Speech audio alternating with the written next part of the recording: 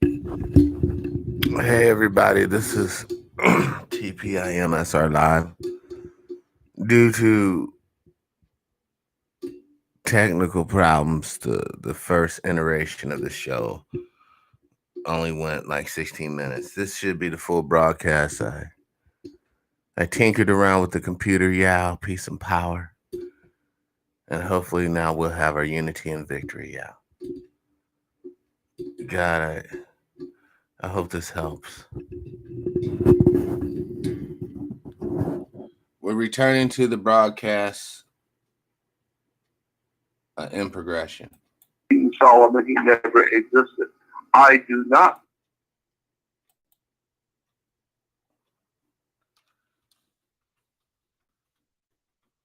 I miss you. Oh my God. Miss Power, I miss you. So bad. So very, very bad. I feel like I'm dying. I might be. Let me. God, I miss her. Let me continue. I miss my kids as well. Just want to talk to them one last time. Anyhow, let's continue, Oh, God. At all that there was a king named David. Because if you go to the Bible today and read in the Old Testament about King David, and then look at those scriptures and write them down that talk about King David, and go back into the most ancient time, the most ancient Bibles ever, and look at those scriptures in those old Bibles. It doesn't say King David. It says King Druid. D-R-U-I-D. Not D-A-V-I-D. King Druid. The Druids were a very powerful people in Europe. Both the north, east, west, and southern Europe was under the control of the people, what we call the white man or the Druids. Correct. And therefore, anything that happens to the north, east, west, or south, we call news. It's all news. N-E-W-S. North, east, west, and southern Europe. And so the Druids were the priests, they were the judges, they were the lawyers, they were the doctors. The Druids were a very powerful priesthood in Europe before the Roman Empire. Right. And the most important symbol of Druidic power in Europe was a magic wand, like Merlin the magician with his magic wand. Orchestra leaders today around the world play with their music with a magic wand. And magic wands were always made out of a holly tree. It's made out of Hollywood. Understand? So that Hollywood is a profoundly German, Nordic operation. They call themselves Jews. So we say the Jews are running Hollywood. Wow. They're not Jews. They are a Germanic people who are running the world of mankind today. Promoting what we call Druidism. Druidism is a symbol, and we call it the magic of Hollywood. Yes, the wood of a holly tree that they make their magic wand out of. So, Jordan, the people who are into the occult, what you just said basically validates that there's some sort of magical substance to this Hollywood, because Hollywood is actually manifesting. You can bet on it, yes. Absolutely. So when you hear the word magic of Hollywood, it's an actual, de jure, legitimate, and real magical system. And it takes in and sucks into its power all kinds of people who are ignorant, ill-informed, unread, and untrained and who have no idea in the world what's going on. And when someone's offered you a lot of money and going to make you into a big star, and you're going to be popular and important, you have no idea of the organized criminal syndicates that are going to rip you off. And you're going to end up being ripped off. You're going to end up being a prostitute. And you're going to wish to hell you'd have never been born.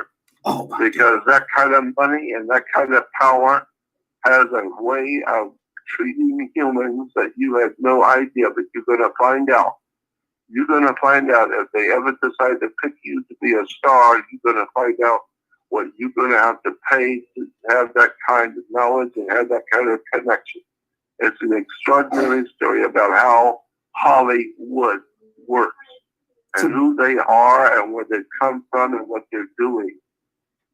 So this molds right into the whole notion of the culture of death. This molds right into the whole notion of the culture of death. I mean, we forsake the children and abortions, and now we straight up are telling the old people, because of coronavirus, you need to be prepared to die for this economy that produced creditors and debtors. Yeah, you're right. And let me give you an example. Look, first of all, let me preface my comments by saying I am not an attorney. I am not a lawyer. I would never be an attorney. I know who they are, and I would never, ever be an attorney. So I'm not giving you any legal advice. What I am saying is that I would suggest anyone hearing me do not think to do anything about anything I say. You just hear it to educate yourself as an entertainment and education, but do not try and do something about straightening out something I'm showing you, something that you are going to find out from me.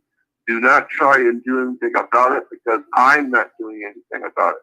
Why? Because I know more than you do, and I would never even attempt to do anything about the things which I know, because I know more about it.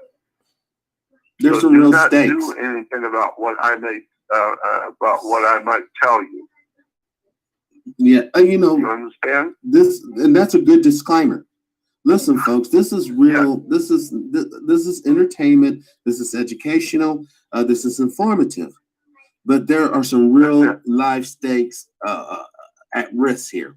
And the reason why we bring you this information, or I choose to try to share this information with y'all, is because I want you to have a complete sense of the situation. We have to have a complete situational awareness. Now, we have Luciferians running the government, we have Luciferians running Hollywood, and we have also Luciferians running the major central banks around the world.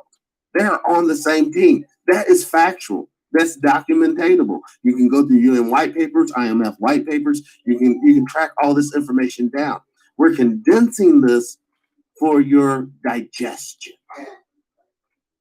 That's right. It has nothing to do with you doing anything about what I say.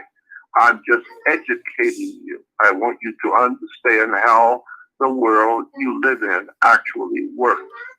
Let me give you an example of how small and tiny, how actually small the deception goes in our world. I'll give you an example of what I'm talking about. When you're driving on a highway, you get stopped by the police or by the highway patrol with the red lights, and you pull off the side of the road. Well, the cop comes up to the car and he's going to give you a ticket.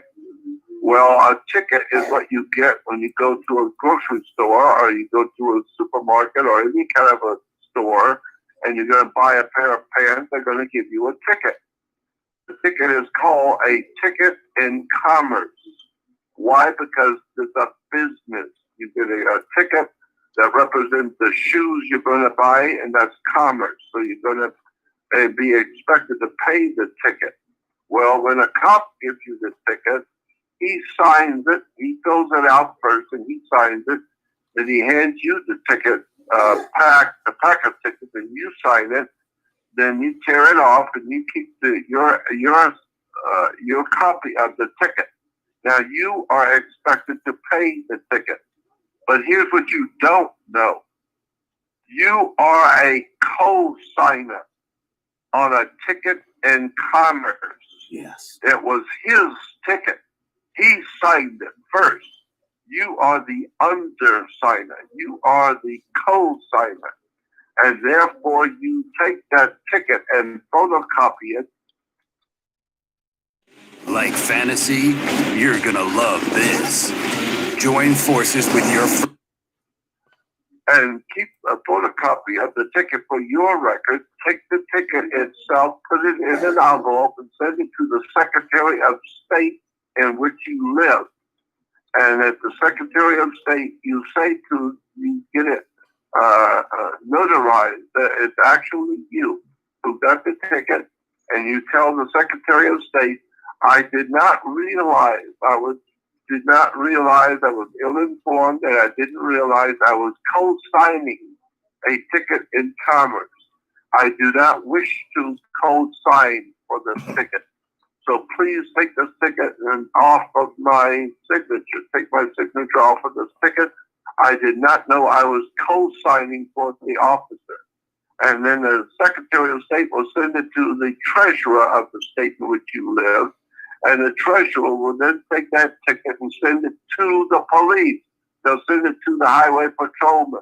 And he has to pay the ticket because it's his ticket and he signed it first. You are a co-signer. And so now he has to pay the ticket, not you. Did you know that? No, I did. I mean, there's so many diabolical schemes. No, I did not know that they were fleecing us like that. That's right, and that's my point. That's the point I'm making. It's a very small thing when you get a ticket, unless it's about $300 or $400. But whatever the ticket, the cop is responsible to pay the ticket himself. Why? Because it's his ticket. He was carrying it first. It's his ticket, and he signed it first. Correct. He wrote it out and signed it. So he signed the ticket first, and you are a co-signer. You are co-signing in case he doesn't pay it, you have to. But if you're smart and well-read and highly intelligent and you have already understood how the world works, you can then send the ticket to your state government and say, I don't want to co-sign for this ticket. And then they will send the ticket to the cop and he has to pay it. How many people know that? That's just one small, tiny example. I could talk for the next 10 hours on all the kinds of things that are going on in the world around you that you never knew or whatever told you you're not supposed to know. Maybe you can help us. You can help us out with this. I got a question from the chat room. They can pay $2 trillion. Where are the reparations for black folks? Like, black folks been in economic disaster for a hot minute. But when Corona comes around, it seems like we can pay all this money to businesses and American people. Why is America resistant, Brother Jordan, to paying black Americans reparations for slavery? Because we have lived on the earth where slavery has existed for thousands of years. It's nothing new that there were slaves in America. As a matter of fact, you have no idea in the world what the 14th Amendment really is. We talk about the 14th Amendment. Yeah, well, you have no idea in the world what the 14th Amendment actually is until you sit and talk with someone who is extraordinarily well-read and highly intelligent, and they explain to you in a few words what the 14th Amendment actually is. Wasn't that a promissory note? Wasn't the 14th Amendment a promise? Wasn't the 14th Amendment a promissory note to black folks? Stop. I want to show you something really, really cool real quick. So I just launched a brand new business. Yes. No, not exactly. From what I have been told by people high up in government, what 14th Amendment, you need to understand that the United States was called the United States of America in 1776 when this republic was being founded. It was called a republic. And it was being founded by the founding fathers, so-called, in 1776. But, and after the Civil War, there became a Civil War. And after the Civil War, which was extremely bloody and violent, we found out that after the Civil War, which was extremely violent and bloody, it was decided by the people who ran this country, the governmental, so-called government, decided that America was a lot of things. After the Civil War, America was decided it was a lot of things, but united, there was not one of them. We're no longer a united state. We just had a civil war where one half the country was killing the other half. And there was a hatred going on in this country. So we're not united. So the governmental system decided we're not going to be called the United States of America anymore because we're not united. But what are you going to do with the millions of people who are left who didn't die? What are you going to do with them? They got babies, they got children, they want to work, they want to eat, they want to live. So what are you going to do with them? Well, it was decided that we're not united anymore. So don't call us United States. Even the Supreme Court ruled we're not a United States any longer. So it was decided instead of being called a United States of America as a republic, we're not united any longer. We should open up what we call a corporation in Delaware, and we should make the country a corporation, a company called the United States Incorporated. Wow. And make it into a privately owned company, a corporation like General Electric, Ford Motor Company, and Exxon Oil. Well, we got another corporation that's even bigger. It's called the United States Corporation. And you are a employee of that corporation. That's why we call you a U.S. citizen, because the word citizen was chosen for an employee of a corporation. Wow. And this is why when you get a Social Security card, on the front is a set of numbers with your name in all capital letters. That Social Security card is an identification of your employment with the corporation, and you're going to any big corporation, any big store, and those people who are working at the store are carrying their badges, their ID badges. They're working for the corporation or the company. Well, that's exactly what you are doing when you get a Social Security card. It's an identification. You are part of a company, a corporation, an international business around the world, and it's called the United States and the United States Corporation. Therefore, it follows that if I go to a restaurant one night about midnight and I see you and a lady friend, and you and the lady are both walking out of the restaurant and I'm going in. You're not Julius Caesar, okay? No, I'm not. I see you, but you didn't see me. So the next morning I call you and I say to you, look at, that the lady you went out with last night, the woman you went out with last night? Yes. You better watch out for her. She's bad company. You better listen to me. She's very bad company. And you say to me, mind your own business. What are we talking about here? Company, business. Then I find out you're going to get married. She's going to be your partner. We're using the words like partner, business, company. What are we talking about here? We're talking about, what's the word I'm looking for? A commerce. We're talking about commerce, a business. And so therefore, whoever you're sleeping with is none of my business. And who I live with is none of your business. But it is a business. And because if it don't work out, whoever the woman in your life is don't work out, you're not going to the Lord God in church. You're going to court. You better bring your house and your money, your TV, and anything else you think you own, because the judge will decide who's going to get what. because it's just a business, and she was your partner. And now it didn't work out, so don't go to God, you go into court. And why are you going to court? Why do you go to court? It's because you play tennis on a court. Yes. You play basketball on a court. Yes. How do you play tennis on a court? You play with a racket. Yes. Wake up.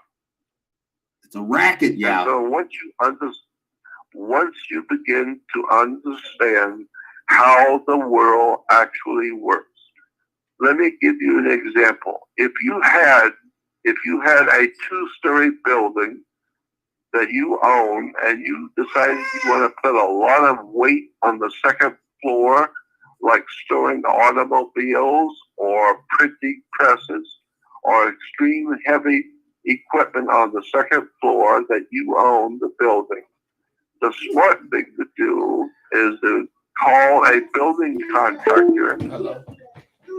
Go downstairs, get on a ladder, and go up and remove the ceiling tiles downstairs and look at the floor and see if it's going to hold that kind of weight before you go building on it.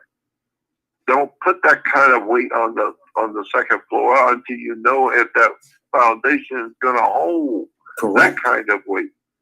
So what are you doing? You are actually standing under the foundation you're going to build on. And that's why you're standing under it, to get understanding. That's where the word comes from. To understand means to stand under. And so if you stand under the foundation of America, you will find out, and for the first time, actually have understanding. You will understand what a court is. You will understand what a police is. Why do you have police? You didn't have police back in the 1700s. Well, where did the police come from? Well, the reason why you have a police department is because you no longer have a republic. Washington, D.C. does not represent the Republic of the United States of America. It represents a corporation that was incorporated back in 1870s in what's the state where corporations were very big? New York? No, not New York. Or Pennsylvania. Just above New York. Below New York. Well, not New Jersey or Maryland. No. Vermont.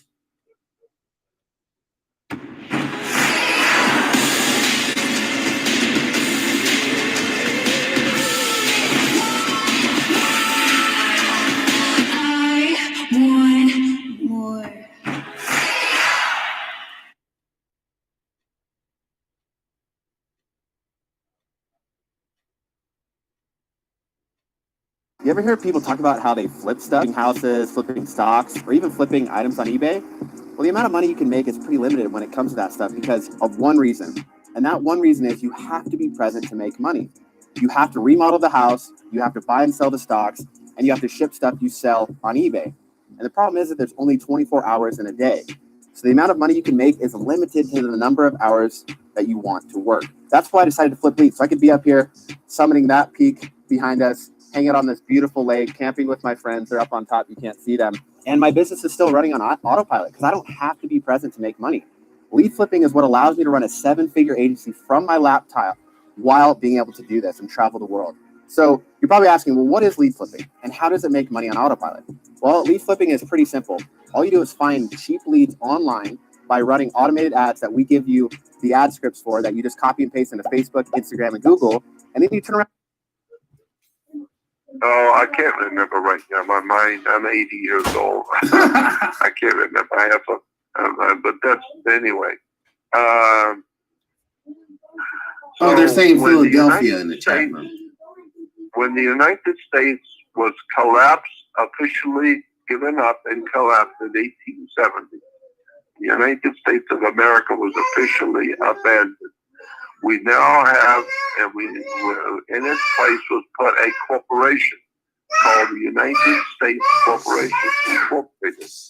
Therefore, we cannot make any laws.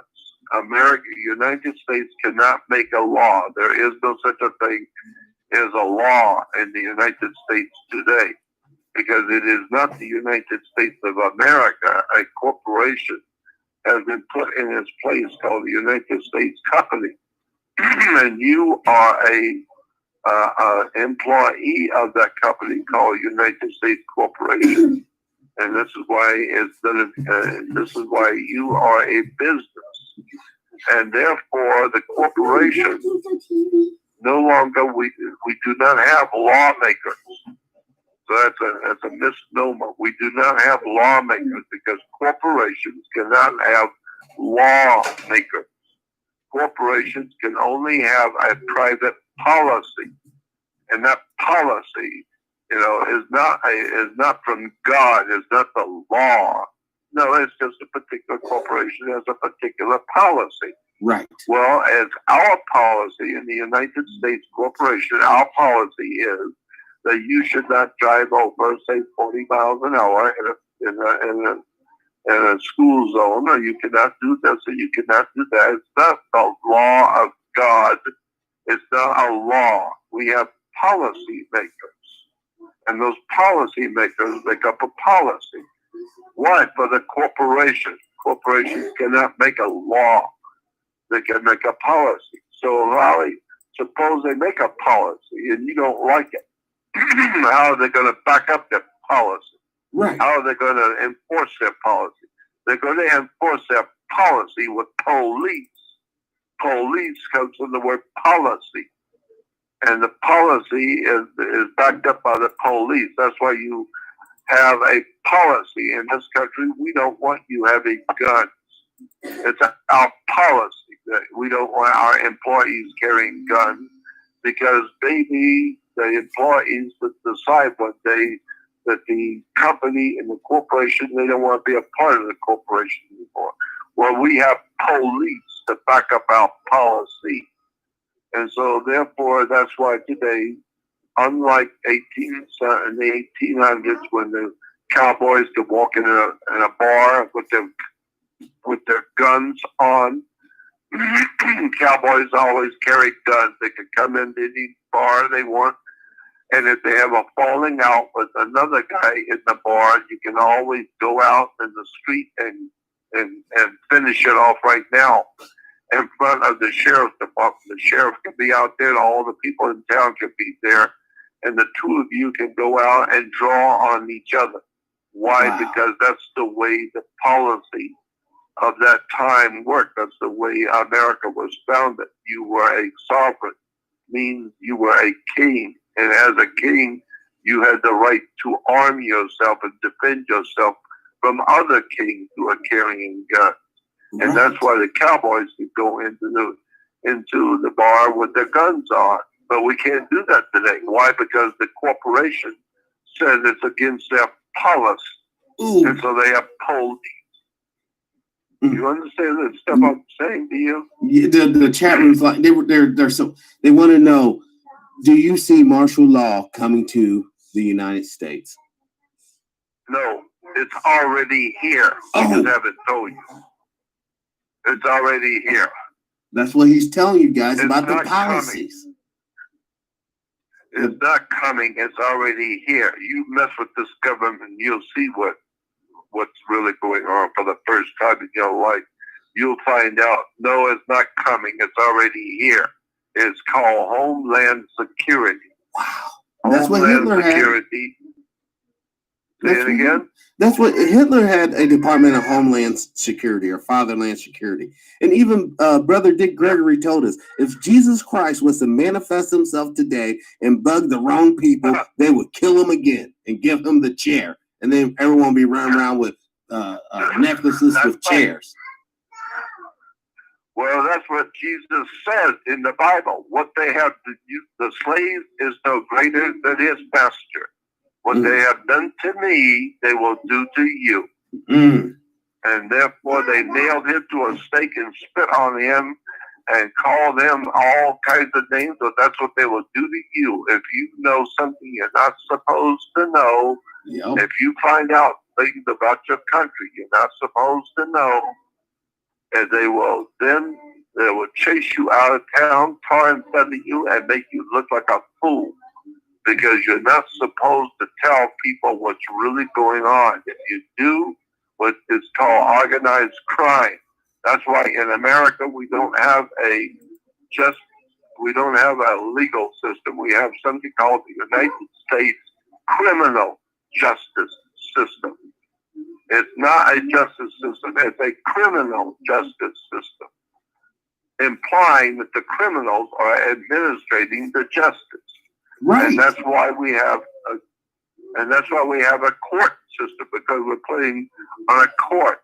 I mean, why do you have once you understand the way this world works, it's a big, big story. It's a big racket.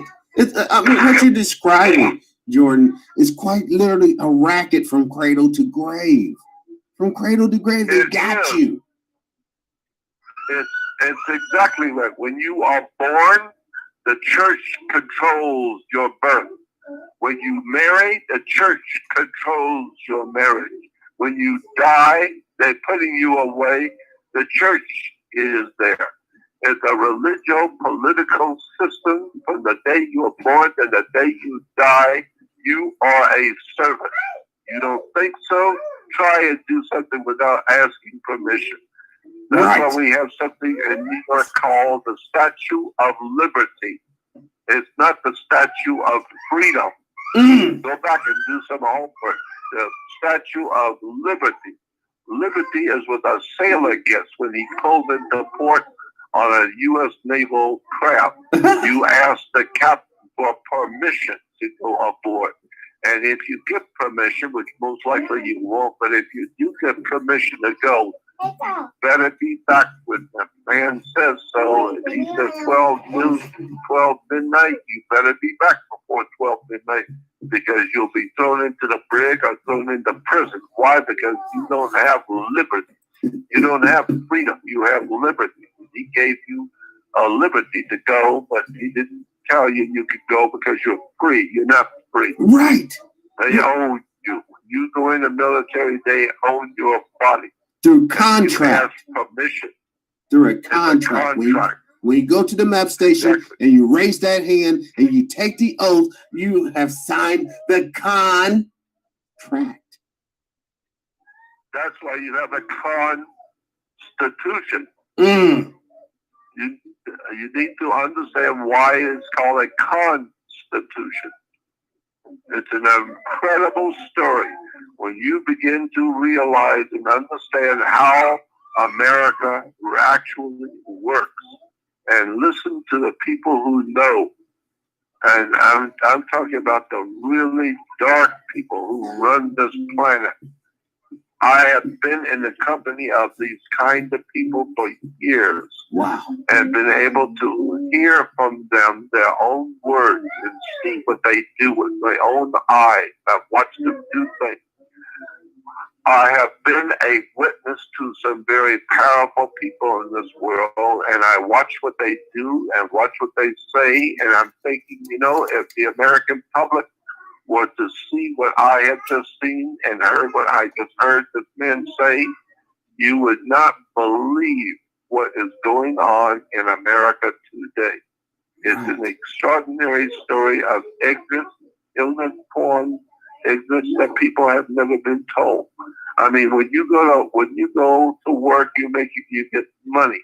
You don't get money; you actually get a Federal Reserve note. Yes, but tender. When you get paid, you put your money in a bank. Why do you put your money in a bank? Because the bank is referred to as a river bank. Right. But what does a river bank do? It directs the flow of the current. Yes. Your money is water. There's a maritime admiralty law in the world. It's called the law of the current, the currency. And so your money is a current. It comes in and goes out just like the water in an ocean. Correct. It comes in, but it's going out just as easy. When it comes in, it goes out. It comes in, it goes out. You're in problems. You've got some serious problems if it don't come in, but it's got to go out. And so that's why you put your money in a bank, because it directs the flow of the currency. Correct. And so it's an extraordinary story about the difference between the law of the land, which is where people live, as opposed to a far more important law called the law of the sea. Yes. Called maritime. Yes. Maritime admiralty law, which is a law of water. That's what we say. Money goes through your hands like water. Right. No, money is water by law. It's a maritime admiralty product. It's the liquidity. It's a liquid cash flow. Yes. It's flowing like a river. It's a whole idea of water. And this is why when your mother gave birth to you, her water broke. Right. You were conceived in water, but her water broke, and you came out of your mother from the water to the world that you don't know anything about. You were a baby. The world has already been operating for thousands of years before you popped in. So you come in the last 30 seconds or the last 10 seconds of the movie, and the 2.5-hour movie, spectacular, has already played out, and you come in the last 1 minute, and you're expected to understand the world and the movie and the whole plot and everything, because you came in the last minute, the last actual, in fact, 60 seconds. And you are supposed to understand the story in the movie. No, you don't understand anything. You have no idea in the world where this government comes from, where your state comes from. I always describe it like this, Jordan. You basically came into, I always describe the situation like this. You were born into a situation where you're playing Monopoly. All the property's already been sold. It all has hotels on it, and you don't even get $200 when you pass go. Good luck, bud. You know, that's where we're at. That's why I call it Monopoly. But this is our world. I got a question for the chat room. What does he predict with the U.S. current situation? Oh, the U.S. current situation is that we in the United States are living under a Soviet communist, Marxist-Leninist communist system that died in the Soviet Union and left town and came over here and got started again. Wow. So we are now the United States of the whole of Soviet Union was called the USSR, the Union of Soviet Socialist Republic. Well, today we are the USSA, the Union of Soviet States of America. Oh. We are a Soviet communist, Marxist-Leninist Soviet communist operation on the earth. And we are now in the process of communizing the entire world. We talk about our earthly little community, the little community, and we are a part of a community. Well, that sounds like when we get the word community from communism. Yes. We are a Marxist-Leninist Soviet communist operation on the earth. And then when you get somebody like Trump who comes in and understands business, he understands corporations like I do. And he knows that we are a corporation as of 1870. We're not a United States of America. We are a corporation. And he knows that when people come in from and come across our borders, they're coming in thinking that they are coming into our country illegally. They're coming into the United States of America. No, you're not. You're coming into a privately owned corporation.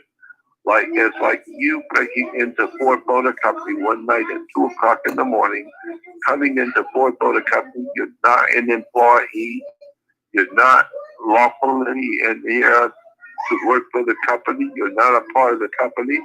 And so if the Ford finds out that you're inside the Ford making money, but you're not a part of the company, they didn't hire you. Right. You came in illegally. They could put a lien on you. It's called a mechanic's lien. They could put a mechanic's lien on you, just like I could put a lien on you. If I paint your home and you don't pay me, I can put a mechanic's lien on your home. Yes, you can.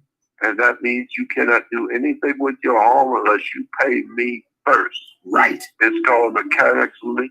So therefore, if you come across the border from Mexico illegally, the corporation called United States can put a lien on you. Therefore, at that point, you become known as an alien. Yes. Now, why? Because a lien has been put on you. You are an alien. You are an alien. An alien. Wow. Why? Because you are put under a lien. They have a lien on you. Therefore, they get like the mafia. They put a lien on you. When they lean on you, they're serious. Yes. They're real serious. When they begin to lean on you, no joke. It's gonna connect. You're gonna pay for what you've done with your wife and your children. The organization will deal with you and your wife and your children. They're putting a lien on you. They're leaning on you. And that's what the government does. It leans on you. What about actual aliens outside of the Earth biosphere? Yeah, any help for them to help us? Yeah, I believe, this is my belief, and I think I can prove it through circumstantial evidence, but it is the point of my belief that we humans on this earth have been from day one led by extraterrestrial intelligence. There's no doubt in my mind about that at all. And all I would say is that we as humans today are being led by extraterrestrial intelligence, not of this world. And if you understand Genesis, the first chapter of Genesis, you will see what I mean. But most people do not know how to read Genesis correctly. It's an extraordinary story of betrayal that people do not understand what's being written in the Bible, in the book of Genesis. So Genesis, the first chapter. It tells you stuff that will blow your mind if you ever found out what it actually says. Let me give you an example. In the King James Bible, it says in Genesis 1:1, in the beginning, God created the heavens and the earth. But that's not what it says in the Hebrew. It doesn't say that at all. It doesn't say in the beginning, God created the heavens and the earth. Why? Because if you go back to the Jewish Bible and read Genesis 1:1, it does not say in the beginning God created the heavens and the earth. Why? Because God in Hebrew is El. El is God in Hebrew. And so you would expect, if you go back to the old Hebrew Bible and read Genesis 1:1, it would say, in the beginning, El created the heavens and the earth. But it doesn't say that. It doesn't say El created the heavens and the earth. Well, El is God. And incidentally, El was the god Saturn. Saturn was called El. In what we call Palestine today, Saturn was called El. So therefore, the Jewish God, at that time, thousands of years ago, the Jews were worshiping the planet Venus. The planet Saturn. Saturn was referred to in Judaism as Lord of the Rings. That's why we have people making movies about Lord of the Rings. Saturn was considered to be El. And that's why if you take the worship of Isis, and the worship of Amun-Ra, R-A, Amun-Ra, Amun-Ra, Isis, Ra, and El, I-S-R-A-E-L, becomes Israel. Israel is Isis, Ra, and El. El is the planet Saturn. Saturn is referred to as the god of the black robe. This is why judges wear black robes, teachers wear black robes, Catholic priests wear black robes, bishops wear black robes, and you wear a black robe. When you graduate from university, you wear a black robe and a square mortarboard on your head because the square mortarboard represents, that's why the kids back in the 50s used to call intelligent people a bunch of squares. Why? Because you wear a square mortarboard on your head when you graduate. Wow. All I can say is, my God, I wish I could sit and talk for the next 20 hours and tell you the world you live in, where it really came from and what it really is all about. That's why your government is in the area we call New England. And you have a place called Baltimore. Baltimore and Maryland. Maryland is Maryland. Right. The word, the land of Mary. Well, who was Jesus' mother? She was Mary. And she was a virgin. Mary the Virgin. No, Mary was not Virgo. Virgo is a constellation of the zodiac called Virgo, the Virgin. And that's why Leonardo da Vinci, when he painted the Last Supper, which was the last Passover, my God, there's a story there just screaming to be heard. I mean, I get off this subject when I'm on these subjects. I get all kinds of stuff that comes into my mind. I want to tell the people listening to understand for the first time, religion is not what you think it is. The history of the church is not what you think it is. The history of the U.S. government does not work the way you think it does. Nothing is what you think it is. It's totally different. And that's why I'm saying that you need to understand how the world actually works.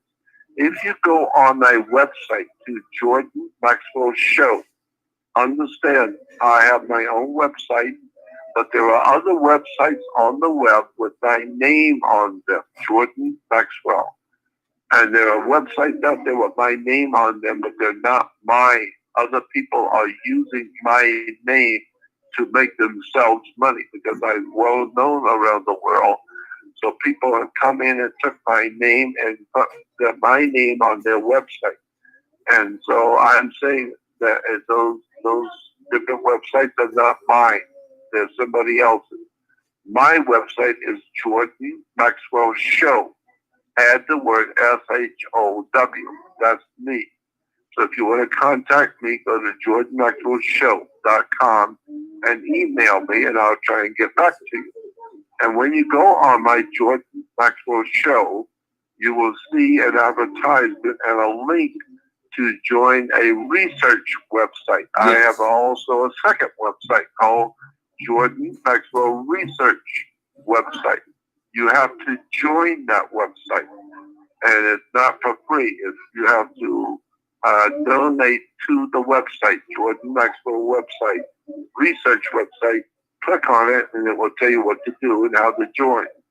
And the reason why you have to join it is because my lawyer friends, I do have some friends who are good guys who are helping me, and they're lawyers, and they tell me, if you go into a restaurant at night with about 10 of your friends and you get a big table in the back of the restaurant, you can sit back there with your friends and you can say anything you want. You can use any foul language. You can call any group of people anything you wish. You can say anything you want, no matter how bad it is, no matter how difficult it is. As long as your friends sitting at the table don't mind, you can say anything you want. Why? Because it's a private conversation. Right. Governments are only empowered to protect the public. Well, the public is not part of your conversation. It's a private conversation. Therefore, the government can say nothing about the words that you said last night in the restaurant. But if you say the same thing you said last night and cursing other people and cursing other groups, and the words you use were absolutely outrageous. But if you say that in public, now the government get in touch with you. Now the government will intervene. Why? Because the government is empowered to protect the public. And therefore, they will protect the public by keeping your mouth shut, making sure you go to jail. Making sure you go to jail or you go to prison for what you said in public.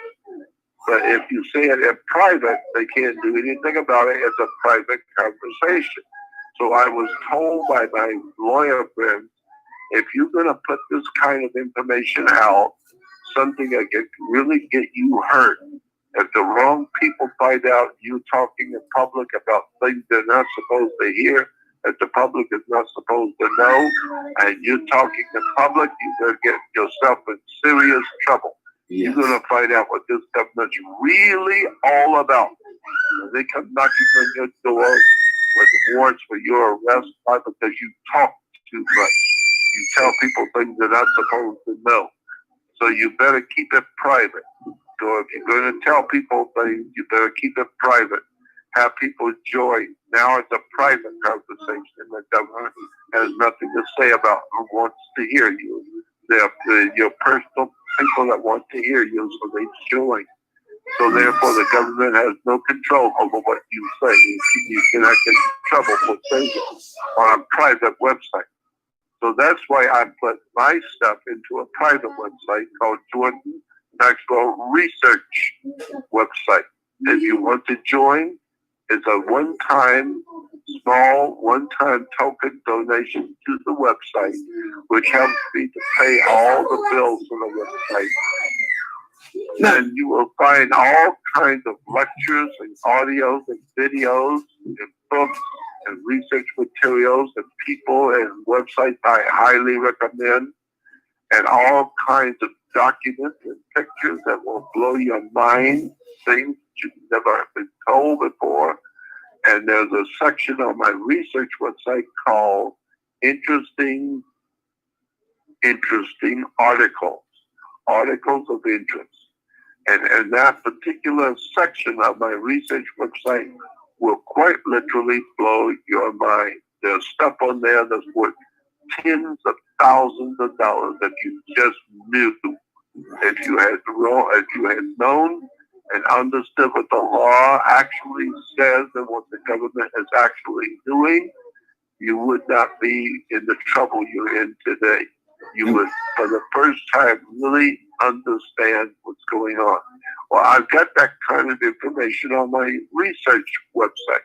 So go on to Jordan Maxwell Show, my website, and you will see the advertisement to join my research website. And so join and then go to Interesting Articles and read some of the stuff that will blow your mind about who you really are, how this government actually works, and what you do when you say you are a U.S. citizen. You have no idea what that means in international law. You are no longer considered to be an American. You are not an American if you say you're a U.S. citizen, because they didn't have anything called a U.S. citizen back in 1776 when the Republic was founded. You were only an American with freedom and liberty and justice for all. Today, there is no freedom, liberty, or justice. The judges will tell you there is no justice. There's just us.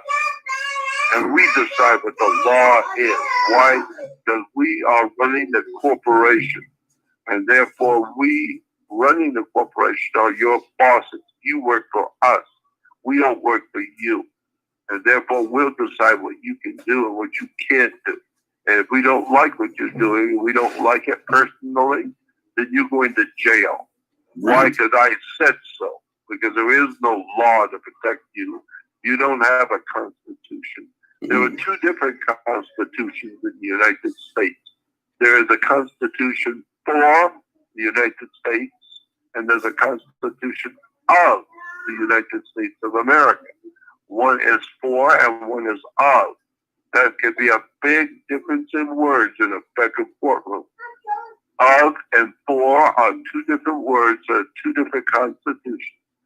The one we're living under now is the Constitution of or for the United States. The original one was called the United States Constitution for the United States.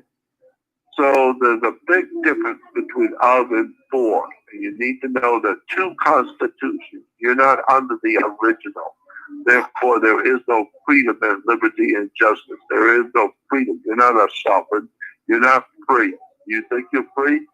Go out and paint your house without getting a permission. Go out and try and do something in your yard without permission, without going to the government getting a permit. You better get a permit, boy. You have to even have papers to travel today. I mean, what you're talking about as far as the overt, the overt government is right on. But there's a covert government called the deep state.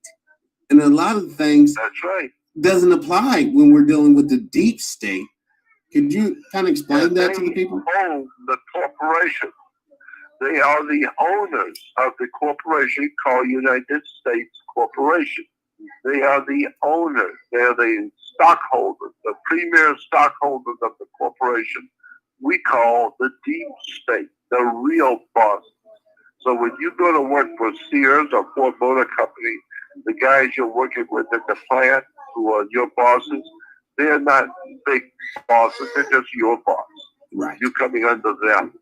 They have bosses upstairs. That's where the real power is, with the actual stockholders, the major stockholders of the corporation.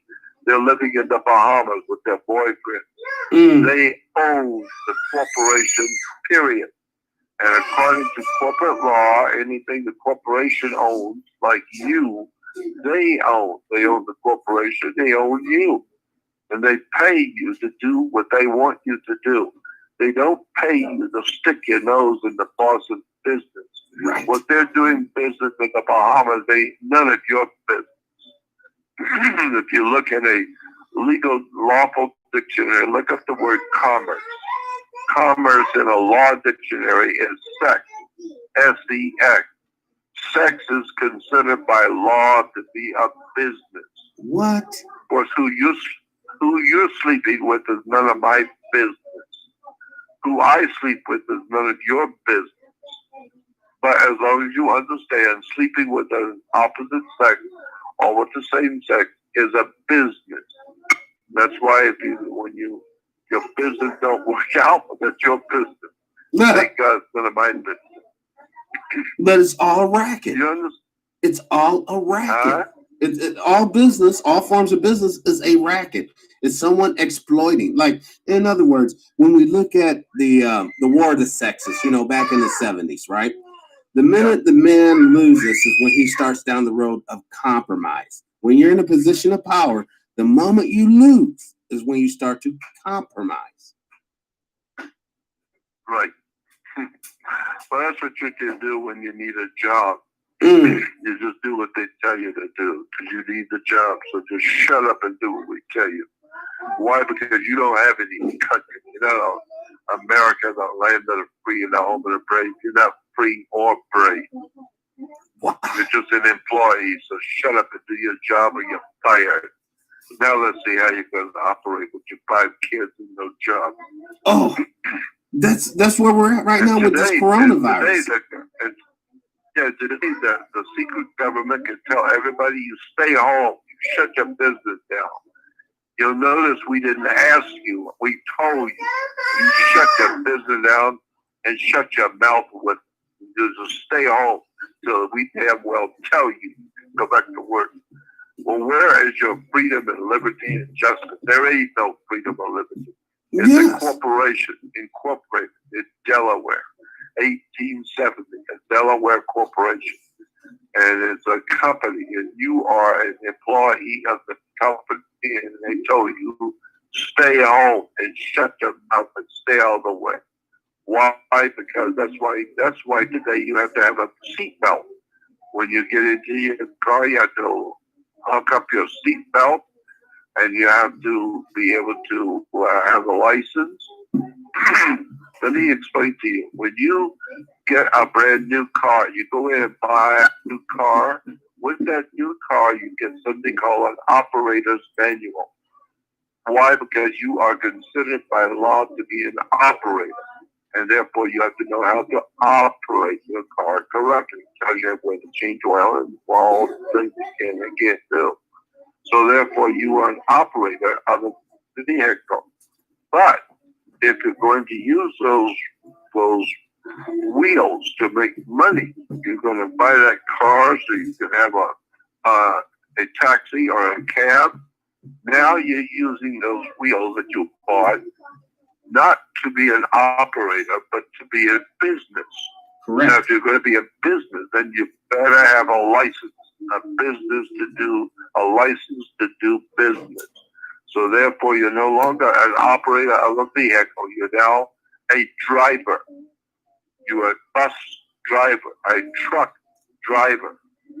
A driver is a different than an operator. You are a driver. Therefore, that means you're using your wheels, all 18 wheels on your semi, or the 2 wheels on your motorcycle. You're using it as a delivery person on your motorcycle. Therefore, you're a driver, and you have to have a license.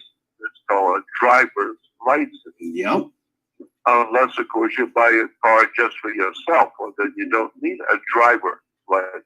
You're not driving under maritime law. Court will tell you a driver is someone who is on the wheels, using the wheels to make money. So if you're driving a bus, you're a bus driver, a truck driver, a cab driver. You are a driver, means you're in business, making money. Therefore, you have to have a license, a driver's license. But it's an incredible story how all of the stuff works. It has to do with maritime law, the law of water. And since you were born, you came out of your mother's water, and therefore you are a maritime product. Right. Can we clarify something? Can we clarify something to the uninitiated? When you talk about maritime law, you're talking about the king of that pyramid being the Pope, the Catholic Church. That's right, exactly. That's why the Pope, where he sets is called the Holy See. Mm. The Holy See is a sea where water is. And the sea is called the Holy See. The maritime admiralty law is the law of water. The law of the cash flow, the liquid asset. The liquid asset is water. Therefore, that's why when you were born, you came out of your mother's water. Right. And so, 2 different kinds of law on the earth. There's the law of the land and the law of the sea, the law of water. The law of water is the law of money, banking, credit cards. That's the law of the sea. That's why we say money goes through your hands like water. No, money is water. Right. And billionaires and millionaires essentially dam up the current to produce their wealth. That's right, exactly. So now you can't pay for your home while it's underwater. Mm. And so you need to get bailed out. That's why when you go to court, you're on the maritime admiralty of water. That's why when you go into court, you have to sit down, and the outside there's a gate. There's a fence between you and the court. Where the judge sits, there's a fence. And at that fence is a little gate. And on top of that little wooden gate, that little gate is a strip of wood. And it's called a floodgate. And therefore, when you come in, you sit on the outside where the people sit. But if you're a lawyer and you've taken the law course, you're a lawyer, you can walk in and just walk right past the gate. And so you put your hand on the piece of wood and open up the gate. That gate is called a water gate. Wow. Like the hotel, the water gate. It's a gate that holds the water in. But you just open up the gate, which means that you are now letting whoever goes through that gate is now in hot water. Mm. Because you are, and so therefore, since you're in hot water, you need to get bailed out. And if you can't get bailed out, your body is considered water. Your body is considered a battery. It's a biological battery. And so they take your body, which is a battery, filled with water, and they put it into a cell. That's why you go into jail and be in a cell, because the cell is a battery. And so they're going to put you into a cell and hold your energy is going to be in the cell. They can then sell your energy to corporations. That's why when you go to jail, you don't know it, but the court can take your body and sell it to the corporation. McDonald's Corporation buys your body. The big corporations, the big companies like with some of those big. Well, like you said, McDonald's. A lot of people are not aware. Prisoners make McDonald's people's uniforms. They don't understand this. But also, the company Walmart takes out a life insurance on every employee. Yes. Because they know they're going to work you to death. And when you die, they own the insurance company on your body, and you die. And therefore, they get the 30 or 40 or 50 or 100,000, whatever it is, off of you when you die. Because they opened up an account, an insurance account on your name if you're in Walmart. So when you die, your family don't get the $100,000. Walmart gets it. So this way, Walmart makes damn sure that you have a death, an insurance on your body when you work for them. So in case you die, they don't care. They just made another 100,000. They don't care. Go out and die. All of you die. That's all you're doing anyway. You're just making money for the corporation, for the company. That's the name of the game. That's the name of the game. Yeah. It's always, even when you think you're fighting against the system, you're doing exactly what the system wants you to do. Exactly. That's why when you get married, the man in the marriage, the male in the marriage, he's going to manufacture. What he's going to do is he's going to manufacture. And the woman is going to be in labor. Wow. She's going to be building the product that he has manufactured. And so the woman is going to be in labor. She's going to build the creature and build the product. And when the product comes out, it has the reason why all this works the way it does is because when a ship pulls into harbor, it comes in on water. Right. And where the ship comes in, it comes into water, comes on water. When it parks, wherever the ship is parking, it's called its berth. BERTH. Yes. So if you're going to go on a ship on a tour, you're going to have to find out where the ship is berthed. What berth is she in? And so BERTH is where a ship sits at the harbor. It's in that berth. And every item on that ship that's being brought in, if it's $800 million worth of Toyotas or televisions or whatever the ship is bringing into our country for us to buy, each item must by law have its own certificate of manifest. Right. It's called a certificate of manifest because each item has to be accounted for. Why? Because Toyota wants to get paid. They sent you $800 million in cars, so they're expecting if you accept it, you will pay for it. And that's why today, when the ship pulls into harbor, she sits in her berth. And why? Because all ships are considered female. Yes. They're female ships. That's why captains will always tell you, oh, she's a good ship. She's always been seaworthy. She's always been this, and she's good. She's done this, and she's done that. Yeah, she's been through a lot of things. Why are ships called she? All captains know their ship, airship, rocket ship, sailing ship. They don't care what it is. A citizenship is all female. She is Mother Liberty, Statue of Liberty, Mother Liberty.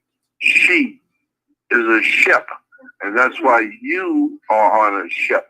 It's called a citizenship. Wow. And so therefore, you have a partnership, a relationship, a dealership, a scholarship. It's all dealing with maritime admiralty water. Why? Because the ships are female, and females are called female because they are on a ship. They are the ship.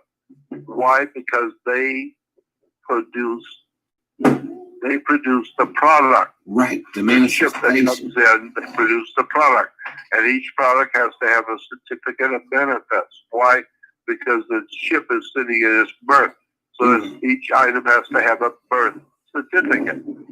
So when you're born, you have a birth certificate and it's signed by the dock. Because that's where the ship is sitting, is at the dock. So that's why we call them the dock. The dock has to sign your birth certificate. You know, to tie this all together, though, it all starts with a lie and a sin. A license, a lie, and a sin. That's it. It begins it all.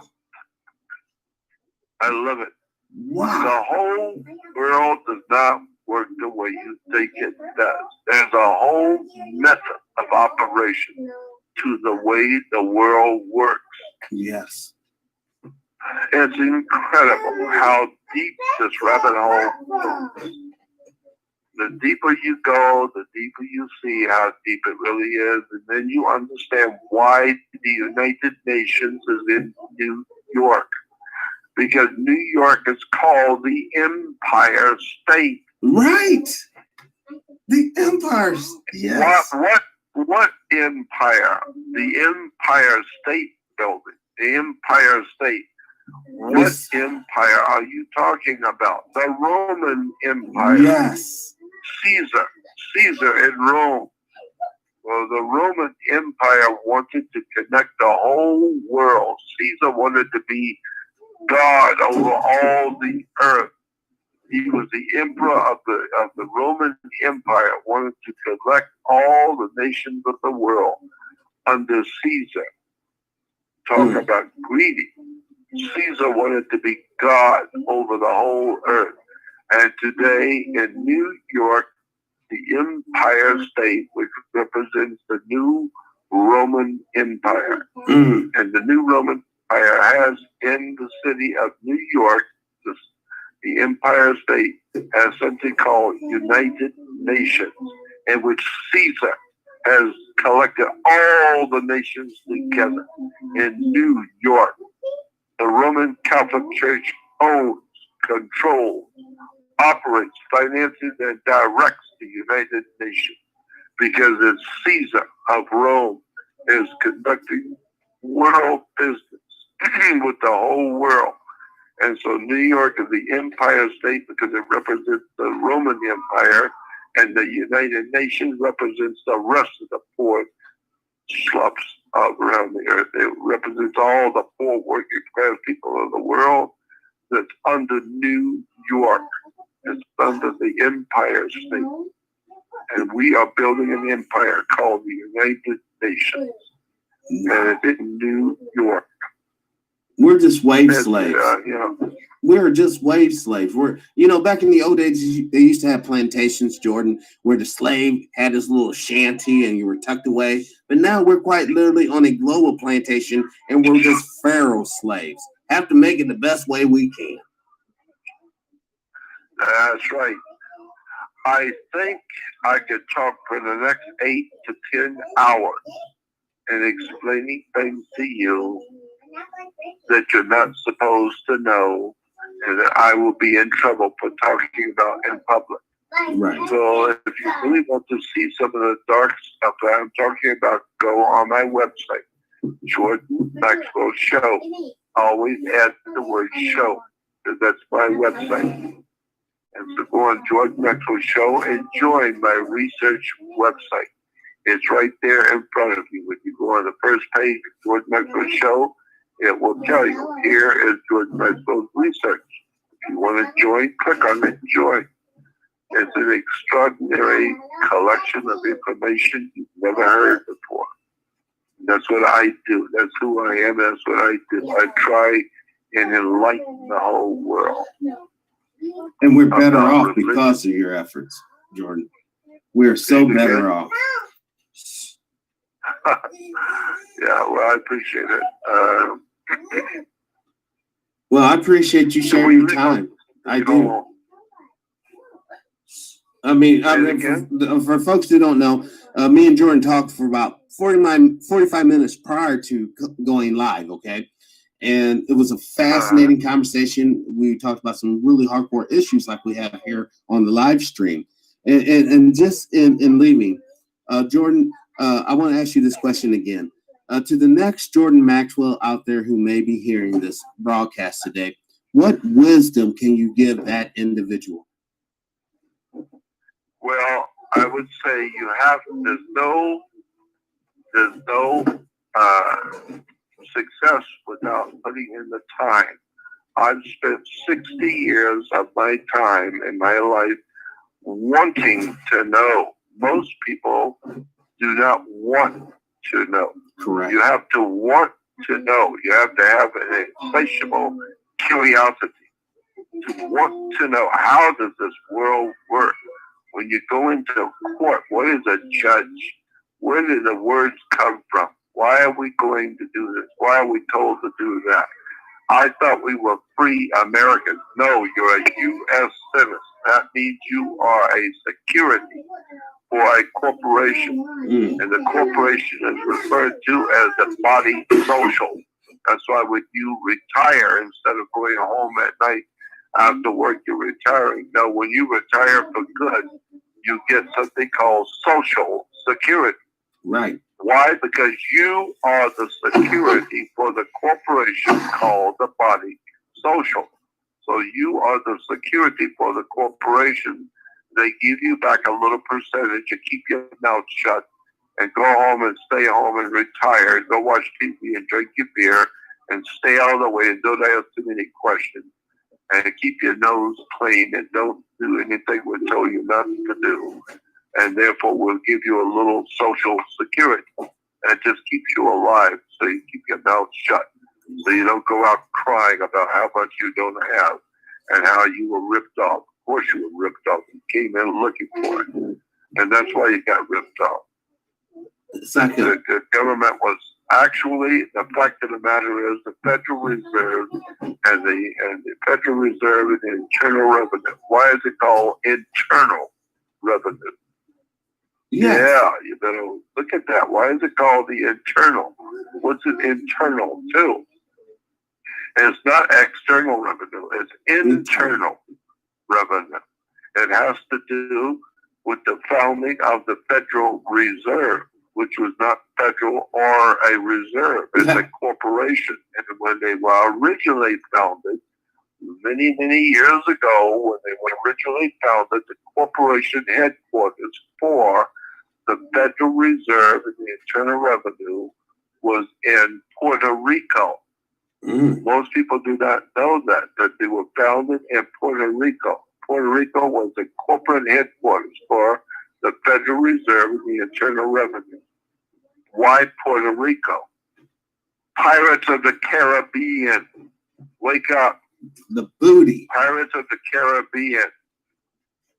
Disney even knew it. The 33rd degree Freemason Disney knew about the Pirates of the Caribbean and makes a ride in Disneyland called Pirates of the Caribbean.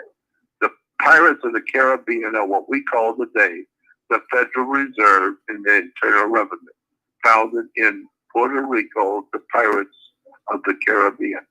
Wow. Oh my God, how much you don't know. When you said that, the only thing I can think of, Puerto Rico is quite literally the same aspect as in the city of London, how they had the Cayman Islands. They had the Cayman Islands to hide their booty. And we had the Puerto Rico to hide our booty. Yeah, and the Cayman is an alligator. Yes, vicious critter. So my point being is that, why do we have a national bird called the eagle? Boy, what a story that is. Why do you have an American bald eagle? And on the back of a $1 bill, why do you have a pyramid? A triangle pyramid is the same reason why when you go to in the Western world, you go into any public building like a hotel, motel, or big department store. You go to the men's room in the big hotels, you always see on the door of a men's room a triangle. Yes. And you see on the women's room a circle. The circle and triangle. What are you talking about? Well, the circle is the Stonehenge. Stonehenge is referred to as the magic circle. It represents the female, the feminine principle of life.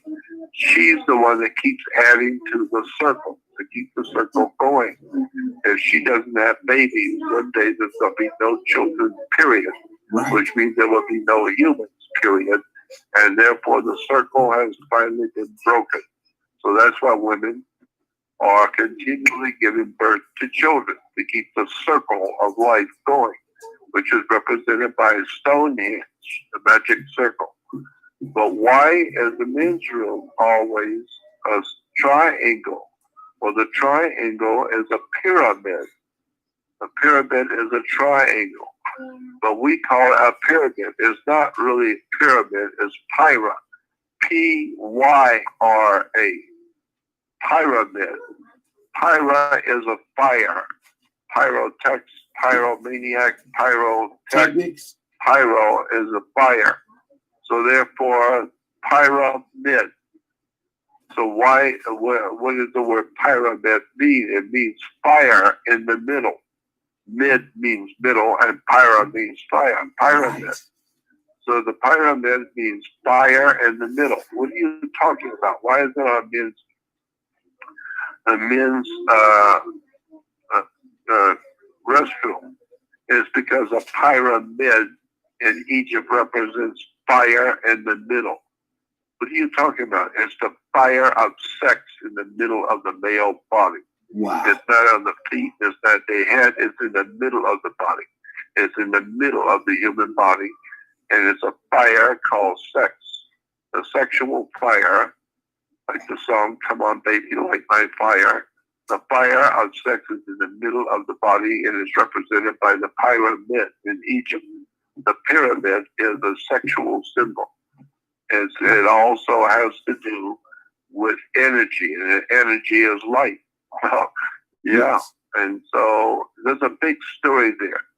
If you know about the hidden world of Egypt and what the words really mean and what the symbols actually mean, that's why it's on the back of the $1 bill. Because at the top of the pyramid on the $1 bill, at the very top is a triangle with an eye in it. Yes. Also, The eye and the triangle represents the Jewish Messiah, the one the Jews refer to as Messiah, who is to come back, who is we're told is to be reborn and come back into the world and come back for the second coming, the Messiah. Well, the Messiah in Hebrew is a triangle with an eye on top of a pyramid. Look up the word in Hebrew, and you will see that the Messiah is a triangle perched on top of a pyramid. And if you go to the Bible reference works in Christianity, you will see that Jesus is referred to as a triangle sitting on top of a pyramid with an eye in it. So the eye on the pyramid is the Jewish Messiah, or for Christians, Jesus, the Messiah. So that's where it comes from. So when we hear that the eye is the eye of Lucifer, that's true. The eye is the eye of Lucifer. Why? Because Jesus said in Revelation 22:16, the very last chapter of the Bible is in the book of Revelation. The last page on the Bible is referred to as Revelation 22. And in 22:16, Jesus said I, Jesus, I am Lucifer. Period. End of sentence. That's what Jesus said. I, Jesus, am telling you I am Lucifer. Go back and read it. 22:16 of Revelation. It says, I, Jesus, I am Lucifer. So when you talk about Lucifer, you're talking about Jesus. Jesus is Lucifer. I didn't say that. Revelation said that. You don't like it? Go talk to the people who wrote the book of Revelation and talk to them and tell them. Yes?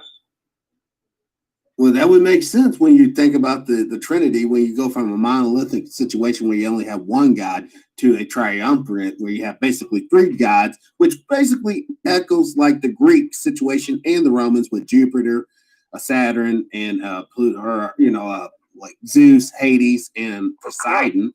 You know, there's a Trinity, and then you have Father, Son, Holy Ghost. So, and why do you have Christianity, Judaism, and Islam? Wow. 3 major religions. Why 3? Why don't you have 14 major religions? You only got 3. Because 3 is the foundation. Like you were talking earlier. 3 is the foundation. Because the three religions are the 3 triangle that's supporting religion on the earth. Triangle. That's why when you go to a circus, you have a 3-ring circus. Yes. Why? Because the 3-ring circus is Judaism, Christianity, and Islam. The 3-ring circus. Why? Because the very word circus gives you the word today. Our word church comes from circus. Therefore, churches are referred to as a circus, the 3-ring circus. And therefore, when you find out where the word church comes from, boy, what a story that is. That's People so would be ashamed if they knew where the word circus comes from. So there's no wonder why they're being run by clowns. Yes, you got that right. No doubt about that. The leaders in the churches are a bunch of clowns. That's why it's called a church. Church goes back to the word Circe. You need to do research on words. Where do they come from? And my God, I'm 80 years old. I'm tired. Yes. I've already been talking too long. But if you get me one day when I'm just got plenty of energy and had some plenty of coffee and wide awake, I can sit and talk for 8 to 10 hours on stuff in religion, government, commerce, and how the earth, in fact, works. And who is really running the planet. That's a very interesting story. You find out who owns this planet, who's running the world. Vanguard and BlackRock.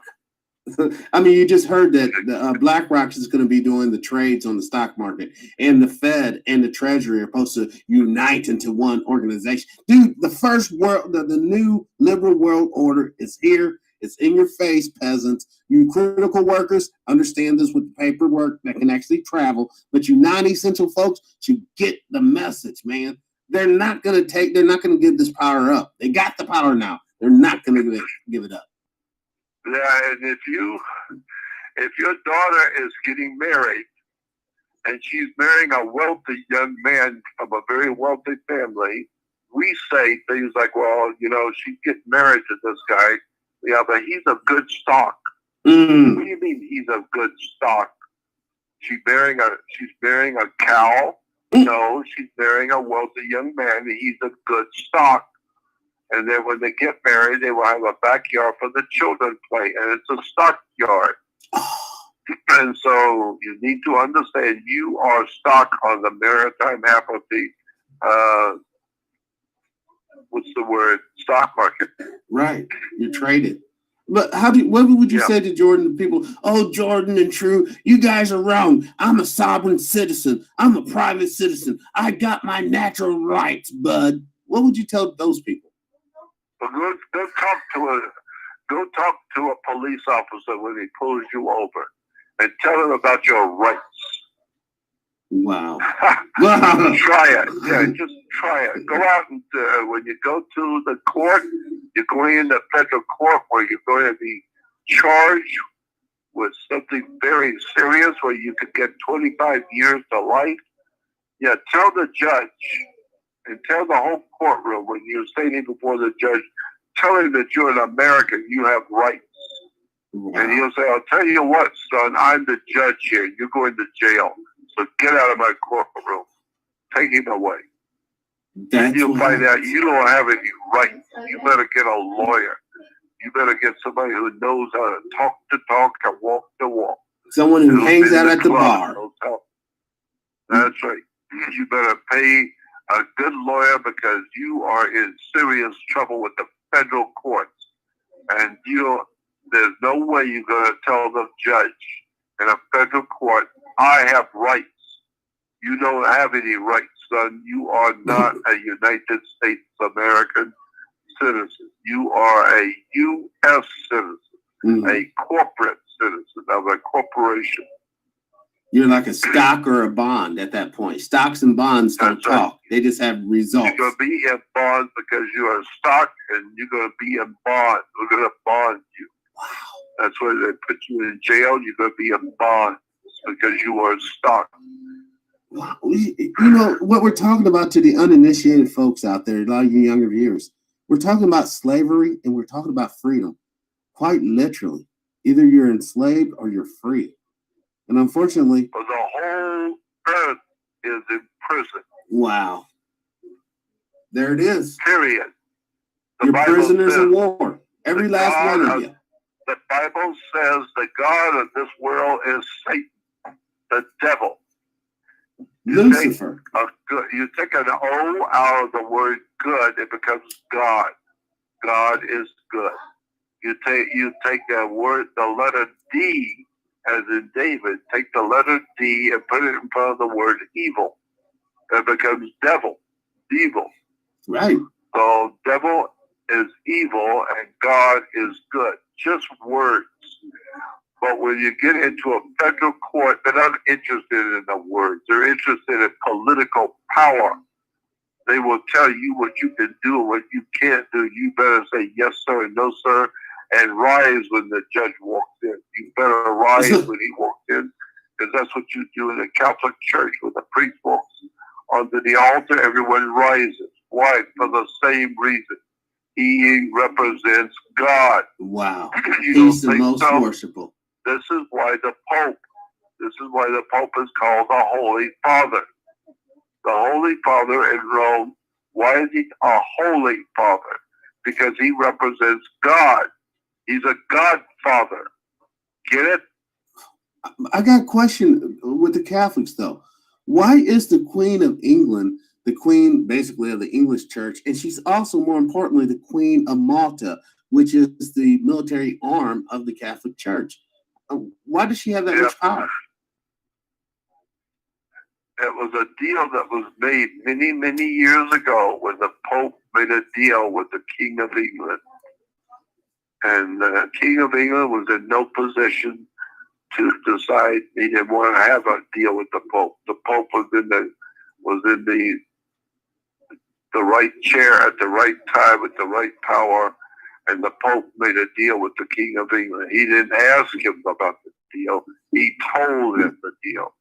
So the Pope was saying to the King of England, I'm not asking you to join a corporation or be a part of my corporation.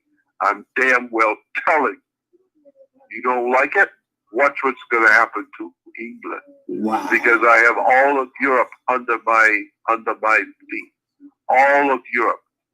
Spain, Portugal, Germany, all of Europe is under the Vatican. He's the Holy Father. Why? Because he represents God. He's a Godfather. Vicar of Christ. Don't ever forget who the Godfather is. And when the Godfather says, I want your country, I want your people, and you say no, well, watch what's going to happen. Because I'm the Godfather, that all the leaders of the nations of the world come and bow down before me and kiss my ring. You better kiss my ring and bow down before me, Because if I decide I don't like you, you are out of business. So let me make you a new deal. Here's the new deal. Well, Roosevelt made us a new deal. You used to be called an American. We got a new deal for you. From here on out, you're no longer an American. You don't have any rights. You don't have any privileges. You don't have no protections. Zero.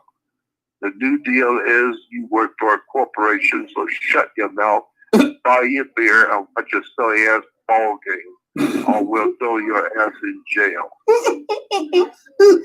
They gave us circus and they gave us bread. I mean, circus on so many levels: religion, entertainment, and bread, substance to eat. And it's GMO, it's frankenfood, it's bad for us, and we had this virus. You know, do you see a point in time where the young people will finally get it, where us older folks failed? No. I don't see a time, because people tell me all the time, well, you know, there's a light at the end of the tunnel. And I say, yeah, it's a train coming here, Ed. There's no light. There's a light coming. Yeah, the light at the end of the tunnel, it's a train coming. Oh. I don't think there's any hope. None. Zero. That's my opinion based on 60 years of intense research into the occult world I live in. I will tell you, I do not believe America will ever be able to extricate itself out of the mess we're in. Never. Why? Because the people do not want to know. They love to be a prisoner. They love to have daddy tell them what they can do and what they can't do. And mama takes care of them and feeds them. And daddy takes care of them, and he finances and takes care of them. Never realizing that what you're doing is you're asking for slavery. Yes. You're asking the government to control you. And the government will do whatever you tell them to do. You say you want to control us.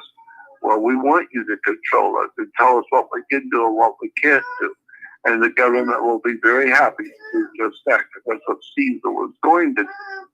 He was going to tell you how you can live and what you can do, what you can't do. And you better get a license on anything you want to do. You better ask permission. It's a statue of liberty, not freedom. Right. It's liberty. And liberty is always you better ask. Liberty means you ask permission. You don't just go out and get in your dad's car because you got a date tonight and drive off. You better not ever do that. You ask permission. And if he gives you permission and tells you you better be back at a certain time, you better be back at a certain time, because he didn't give you freedom. He gave you the liberty to use his car, not freedom. So when you're a sailor, you come in on a sailing ship into a harbor. That's why you see the Statue of Liberty, because you can get off there and go on the land if the captain gives you liberty. Correct. And incidentally, the Statue of Liberty is not a woman. Go back and read the documents. The Statue of Liberty is a man in a robe of a judge's robe. It's a man carrying a torch. It's called the Promethean Torch of Liberty. Whoa. My God, if you understood what the Promethean Torch of Liberty represents, you will be ashamed of yourself to have the Statue of Liberty in America. But the French Grand Orient Temple Masons, the French Masonic Order, who designed the Statue of Liberty and built it and sent it over to us and sent it on ships over to us, and they came over and constructed it for us in America. No. Why? Because they knew what they were going to do. The French Grand Orient Temple Masons, the Masonic Lodge, who are now built in America, a corporation that now owns all of us, our children, our babies, our wives, our husbands, our families, are owned as a piece of merchandise by the corporation set up by the French Grand Orient Temple Masons. Now, today, when Steven Spielberg makes a movie called Indiana Jones, Raiders of the Lost Ark, you will remember in the movie, if you if you saw it, you would remember that there was a Frenchman who was leading the Nazis to find the lost Ark of the Covenant. Right. The Jewish lost Ark of the Covenant. They had Hitler sent the Nazis over to look for the lost Ark also. But the Nazis were being led by a Frenchman, if you remember. Yeah. Wow. Why a Frenchman? Nobody seems to have wondered about that. I wondered about it because I know that Steven Spielberg is a lot of things, but stupid is not one of them. Correct. Very bright guy. He knows exactly what he's doing when he puts a Frenchman leading the Nazis. And when in the movie Indiana Jones and Raiders of the Lost Ark, in the beginning of the movie, Indiana Jones is called into the library by government agents representing the U.S. government. And they tell him, we picked you to go out and find the lost Ark of the Covenant. And you'll notice, I think, that we didn't ask you. We're telling. So the federal government telling, that's what we want. We want that lost Ark. So you better get your ass out there and find it, because the Nazis are looking for it too. And if they find that Ark before we do, we're going to be in serious, big-time downtown trouble. So you need to get yourself out there real quick. And don't give me any story about what you need. Anything you need, just tell us and you'll have it. Whatever you need is money and equipment and people, whatever you need, tell us and you will have it immediately. But you better find that Ark, because the president said, don't ask, we're telling. Wow. And so therefore, Indiana Jones, where does he go first? Because he knows he's got to find the lost Ark of the Covenant, the Hebrew lost Ark of the Covenant. Where is he going to go to look for it?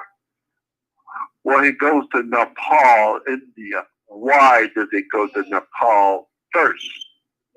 There's a very interesting question. Why did Indiana Jones have to go to Nepal, India first?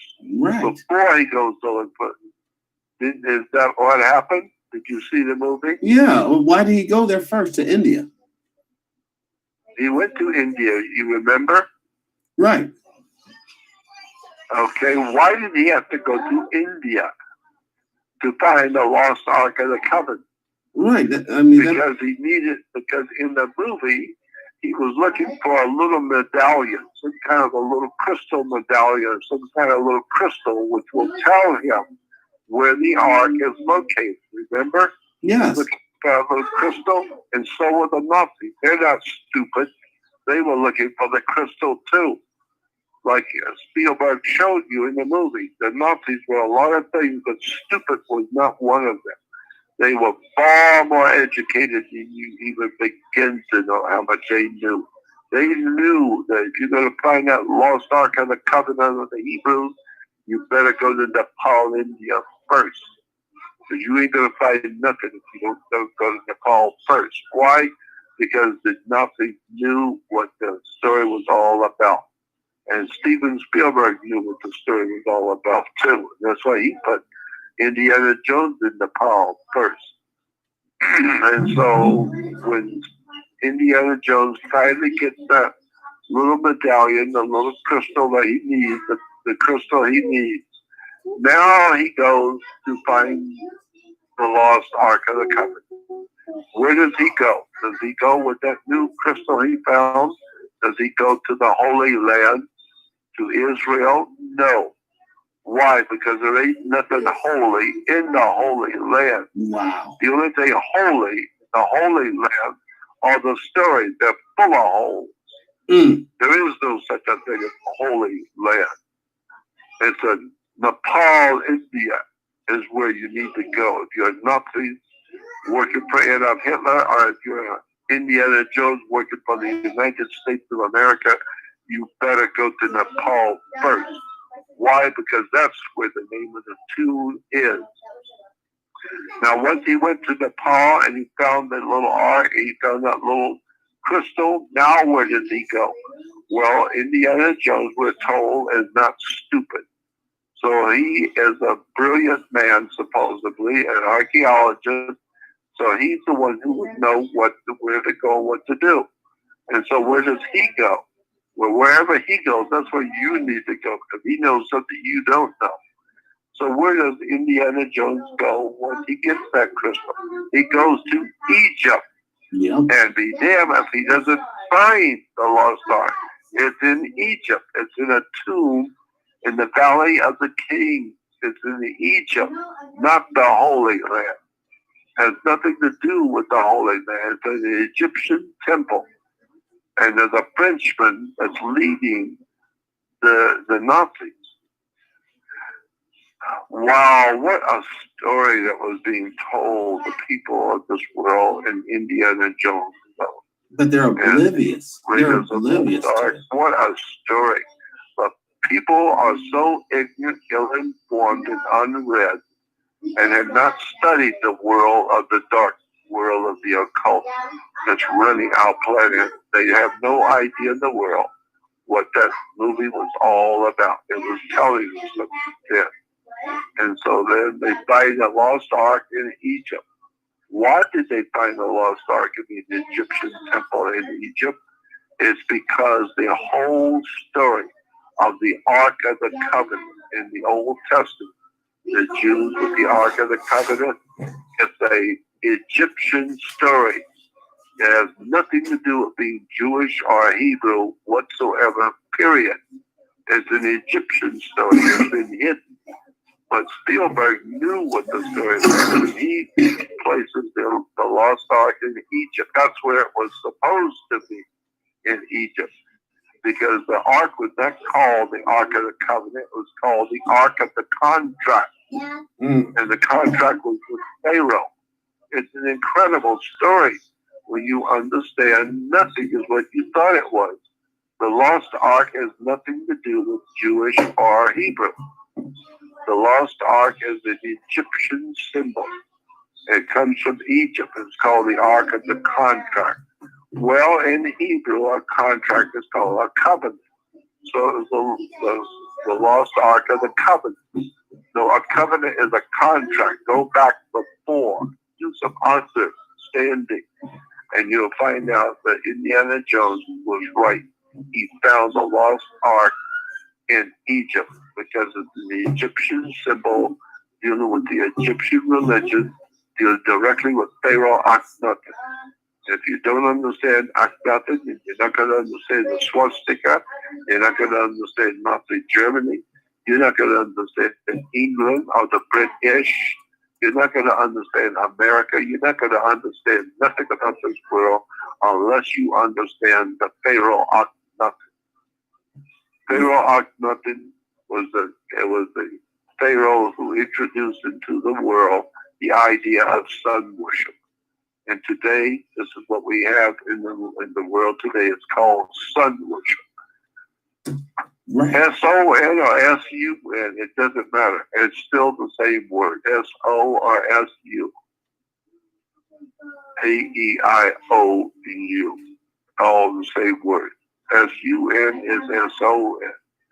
S-U-N in America, we say that thing that comes up in the morning. It's very bright and round and wakes everyone up. That's called the S-U-N. But if you're in Europe, Germany, when that globe rises and lights up the earth, they spell it S-O-N, not S-U-N. Why? Because either one is correct. The S-U-N, S-O-N is actually that globe that brings light into the world. Right. That's why we say that Jesus is God's Son, the light of the world. Well, of course, the Son is the light of the world. What else lights our world without the Son? Exactly. So when you say Jesus is God's Son, it's S-U-N, not S-O-N. It's sun worship from Rome. This is given to us by the Roman Catholic Church. The Roman Catholic Church gives us the worship of God's Son, the light of the world. Well, of course, the sun is the light of the world. And then we're told that God's Son is our risen Savior.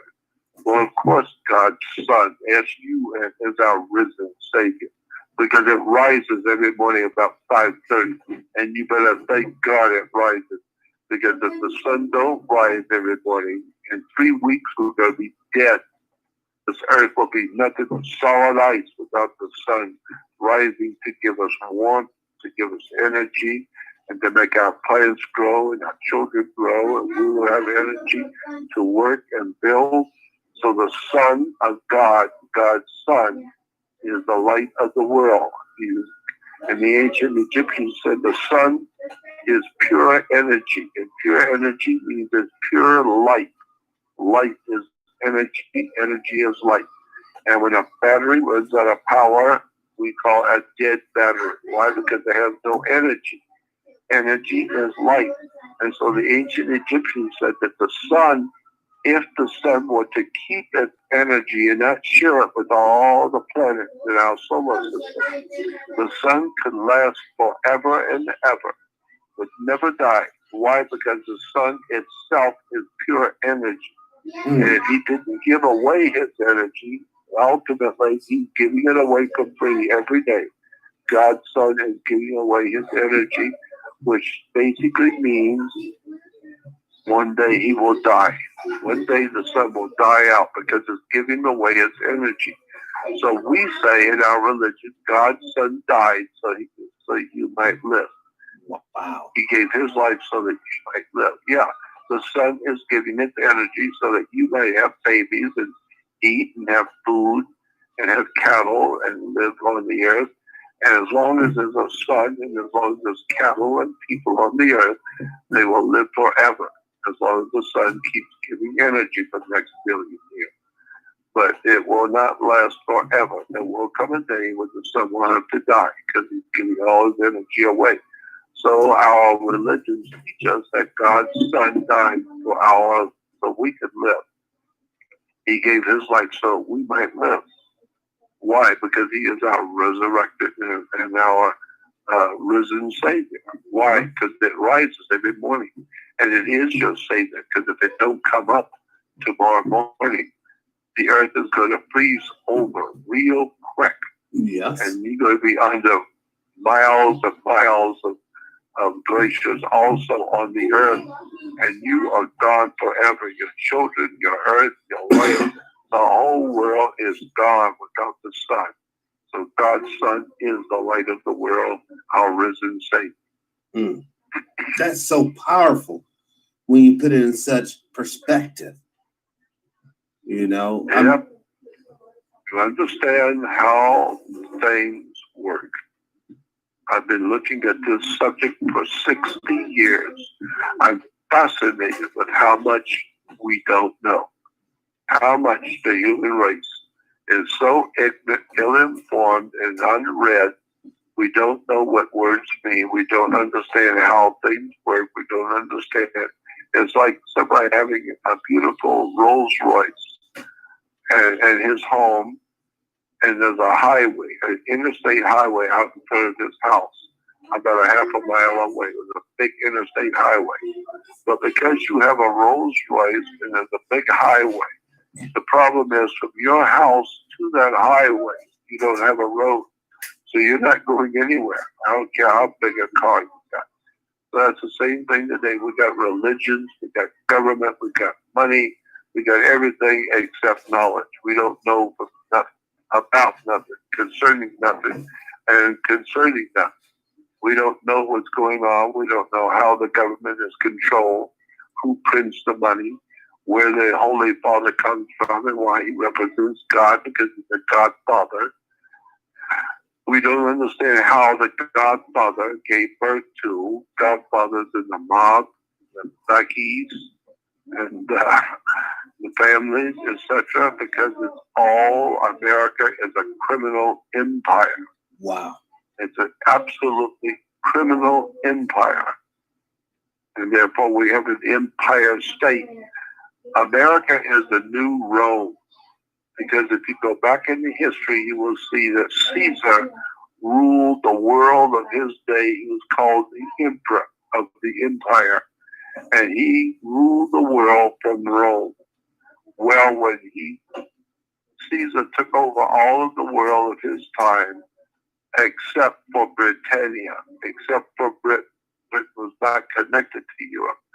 And Caesar knew about Britain, and he was not happy that he was the god of all of the world of his time, all the world of Rome, except for Britannia. And he gave orders. He wants Britannia. I want Britannia, and I want it as soon as possible. Go get Britannia from me. Put it under my rule. Put it under my rule. And so Britannia became the place where Caesar was going to, in next time, the next place Caesar was going to take over was Britannia, what we call Britain. And when Caesar went into Brittany, where did he set up his government? London? He set up his government. Londinium, I believe it was called at the time. Yeah, well, where it was York, England. York was where Caesar was ruling England from. York. Yeah. And that's why when we come today to America, we have a New York. New England. New York. And New York is the empire state, is the new Roman Empire in New York. Wow. And my God, I mean, when I get on these subjects, I could go for 8 to 10 hours if I could last that long. Well, I just telling you things that you've never heard. Exactly. And we're all the wiser for this. I mean, we're going on 2 hours here. This is basically double a normal show, but it's only because of the information you have to share with us, Jordan. It's just that important. Well, I appreciate it. I try my best to help my fellow man awaken to what's going on. And that's why our government is back in Virginia and Maryland. Virginia comes from vagina. Vagina is a female. Vagina or Virginia. And vagina is the vagina of Jesus' mother Mary, Mary land. And so the land of Mary is vagina, the vagina of Mary land. And so that's why we have Virginia and Maryland, where the government is. Right. It's because the government is a Roman Empire. It sits in the vagina of Mary, Mary, the mother of Jesus, is a version. There's a whole story called astrotheology. One day when you have another couple of hours, we could do another interview where I talk for the next 2.5 to 3 hours about the religion that we call Christianity and show you where it came from, what the words mean, what the symbols represent, and why you go to church. And why is it on a church you have stained glass windows, which are arch windows. They have arches in the windows, and the door to the church is an arch. It's a pointed arch. Doors on churches are pointed arches. Why? Because it represents the female vagina. That's why she is. The church is called Mother Church. Why is it called Mother Church? Because it's on Mother Earth. It's part of Mother Nature. Mother Earth, Mother Nature, Mother Church. And that's why you have God the Father. God the Father, in the ancient Hindu, God the Father was called Rain, R-A-I-N. Go look it up in the dictionary. The most ancient Hindu God was a male. He was called God the Father. His name was Rain, R-A-I-N. Today we say that the rain, R-A-I-N. And when we get rainy weather, the rain is the sacred fluid coming out of God the Father to impregnate Mother Earth, Mother Nature. Mother Earth and Mother Nature are being impregnated by God the Father with rain. That's the sacred fluid he's putting into her to cause new life to come. And it does. When the rains come, and new life begins to grow. Yes. And new flowers and New food grows because of God the Father impregnating Mother Earth. And so, but in the land of Canaan, which we call Israel today, that's a whole story. I'd have to go back and do another 2.5 hours on the foundations of modern day Judeo-Christianity and where it really actually came from and what it actually, in fact, actually means. And then for the first time, you will see, oh my God, now I see where Christianity and Judaism actually come from. It's an incredible story, but it's been hidden for all these years right in front of you. You never saw it. Why? Because you weren't interested to see it. You just accept it. Yeah, well, you can just accept communism or just accept organized crime or just accept your kids are on drugs. Just accept everything. Just go along to get along and accept it. You can buy your beer and watch your ball game and just accept everything. I don't accept anything. Right. I'm not a fool. I'm not a fool. I know what BS looks like. I know what lies are. I've been around organized crime. I know what it is. I know what the United States Congress is. Look up the word Congress in a law dictionary.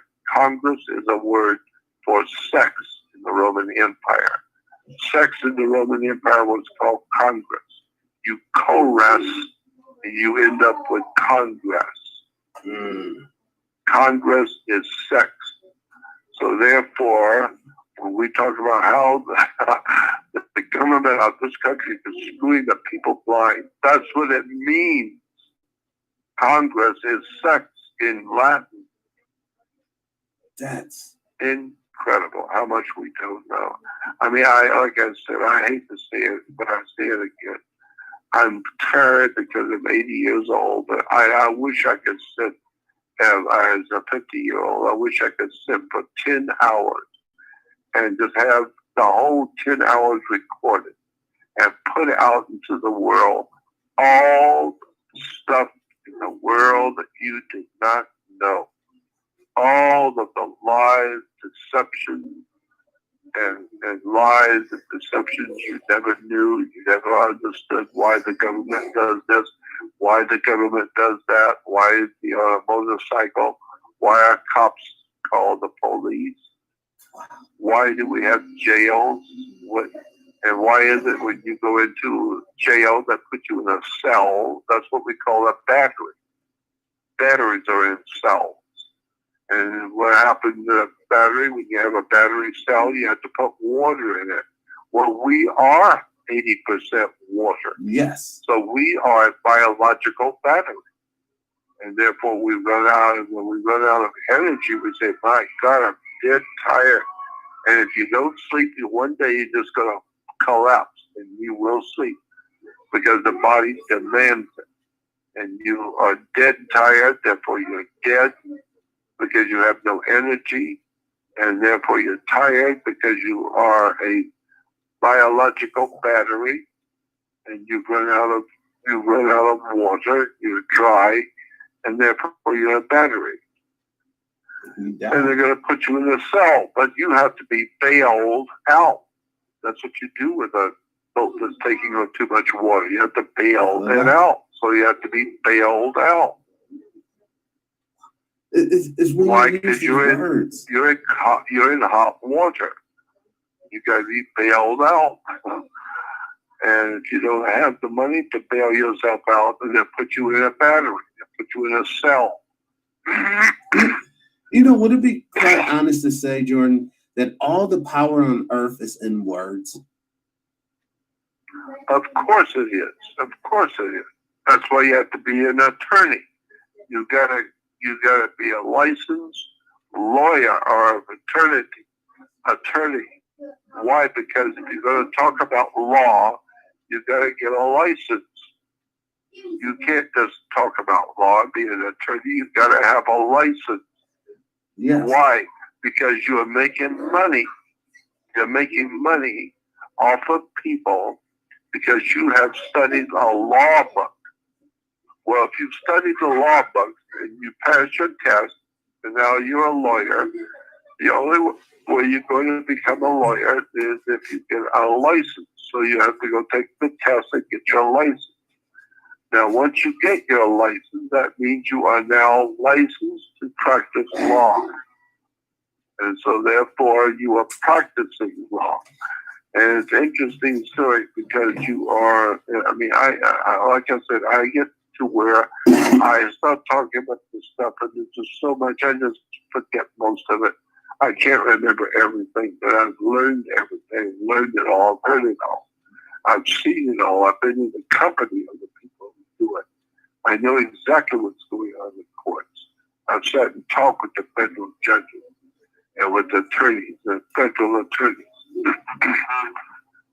My mother used to tell me when I was a child, when I was growing up, my mother used to tell me all the time.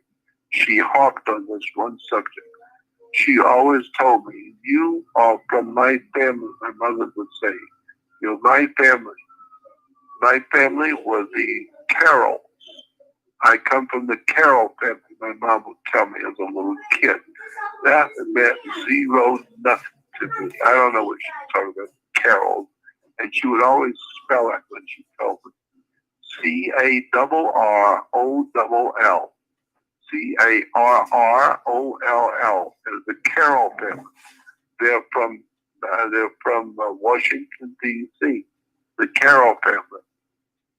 And that's who I am, and that's who you are. Don't ever forget, you are the Carroll family.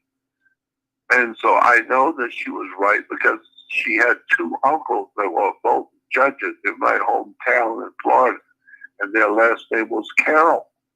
And I was taken to court sometimes when her uncles were presiding over court. We would go to court to see her uncle Carroll. Frank and John Carroll, John C. Carroll and Frank Carroll were judges in my hometown. So when she told me about the Carroll family, well, I understand. She does have uncles who are named Carroll. They are in government. They were appointed to the federal bench. So that much I knew as a kid. I don't know what the significance of that is. Who the hell cares? It's a long time ago. Well, it wasn't until 1999 when I read the book. I came across the book Rulers of Evil by Tupper Saucy. Rulers of Evil was a story about how the Catholic Church founded the United States of America, and how the United States of America was a Roman Catholic operation on the earth, period. I never knew that, and I knew about the Godfathers and all that organized crime stuff. I didn't know that the Catholic Church was responsible for the United States of America being founded.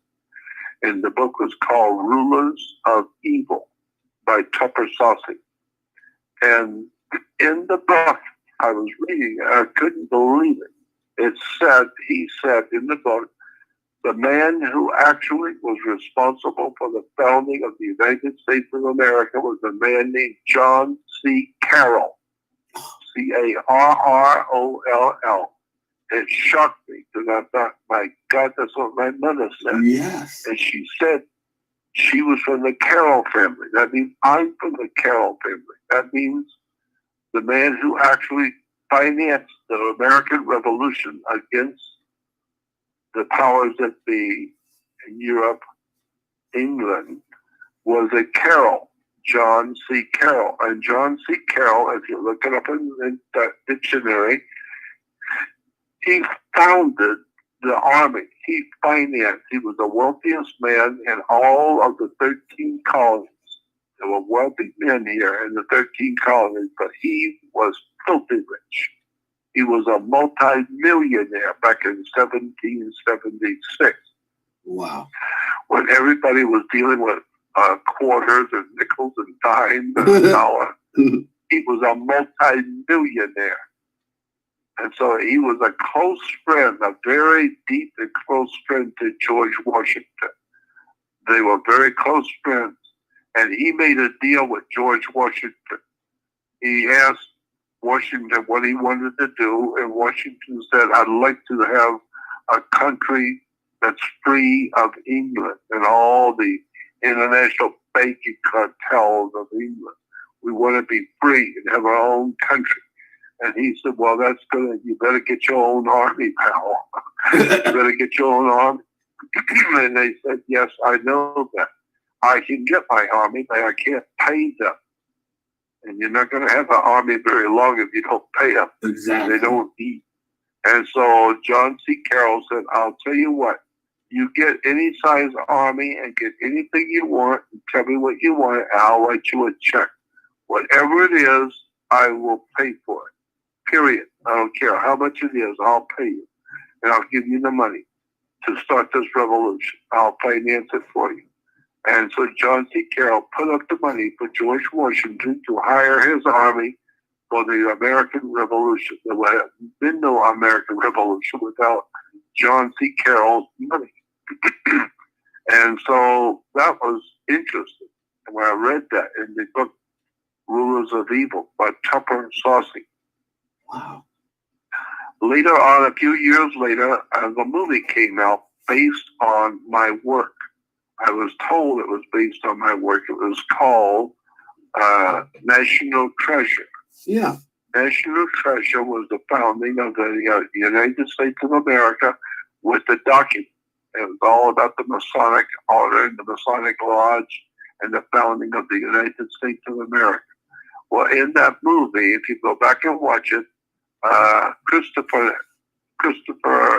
Plummer, his name was Carroll, John C. Carroll, and he was telling his son, who turns out to be the star of the movie later, telling his son about the Carroll family of Washington, D.C. I was shocked at the movie. This is what my mother was telling me. Was from the Carroll family. And here in the movie, National Treasure was the Carroll family being explained to the audience how they were connected to international Masonic orders that were founded against the British royalty, and England and America was being financed by the Carroll family. And John C. Carroll has founded some of the biggest universities in Washington, D.C. today that have become known as John C. Carroll University. There's all these other big universities that John C. Carroll financed and set them up. And John Carroll was the original financer of the American Revolution. He was also, religiously speaking, a Jesuit. He was a Jesuit Catholic, and he was a very close friend to George Washington.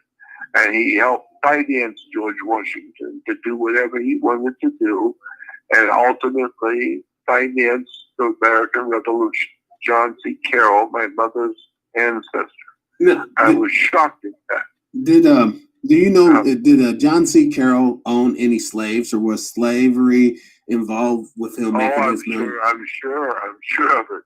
No doubt in my mind about it. He was a Jesuit, and the Jesuits were some of the brightest conspirators the world has ever known. Today we call the Jesuits, and those who know, call the Jesuits the Illuminati. It's a term which was given to the Jesuits, the Illuminati. So we have an Illuminati Pope? Yeah, so you have an Illuminati Pope. Oh my Today, gosh. the Pope of Rome is a Illuminati member. He is Illuminati. He doesn't belong to as a member. He is the Illuminati. That's why he is Pope, the Holy Father. He is the Holy Father. Wow. He represents God. He's a Godfather for the Jesuits. And when you find out who the Jesuits really are, and that was part of my mother's family, but I'm honest enough to say, you better go back and question how come John C. Carroll was a multi-millionaire in the 13 colonies when everybody collectively together had a few bucks. Except John Carroll, he was a multi-millionaire. And he made a deal with George Washington. Go get your army, do whatever you want. Tell me how much you need. I'll write you a check. And so George Washington ultimately got the money to finance his army, finance the American Revolution from a Jesuit priest, John C. Carroll. Go look it up in the dictionary. John C. Carroll, Carroll. And that's why I wondered about why I have been so intensely looking at and studying and researching the occultism of America and the occultism of world government, because I really believe, I could be wrong, but I really believe it's in my blood. That's why I wanted to do what I wanted to do, and I've been studying this for years, over 60 years, because it's just in my blood. I understand how the America was founded.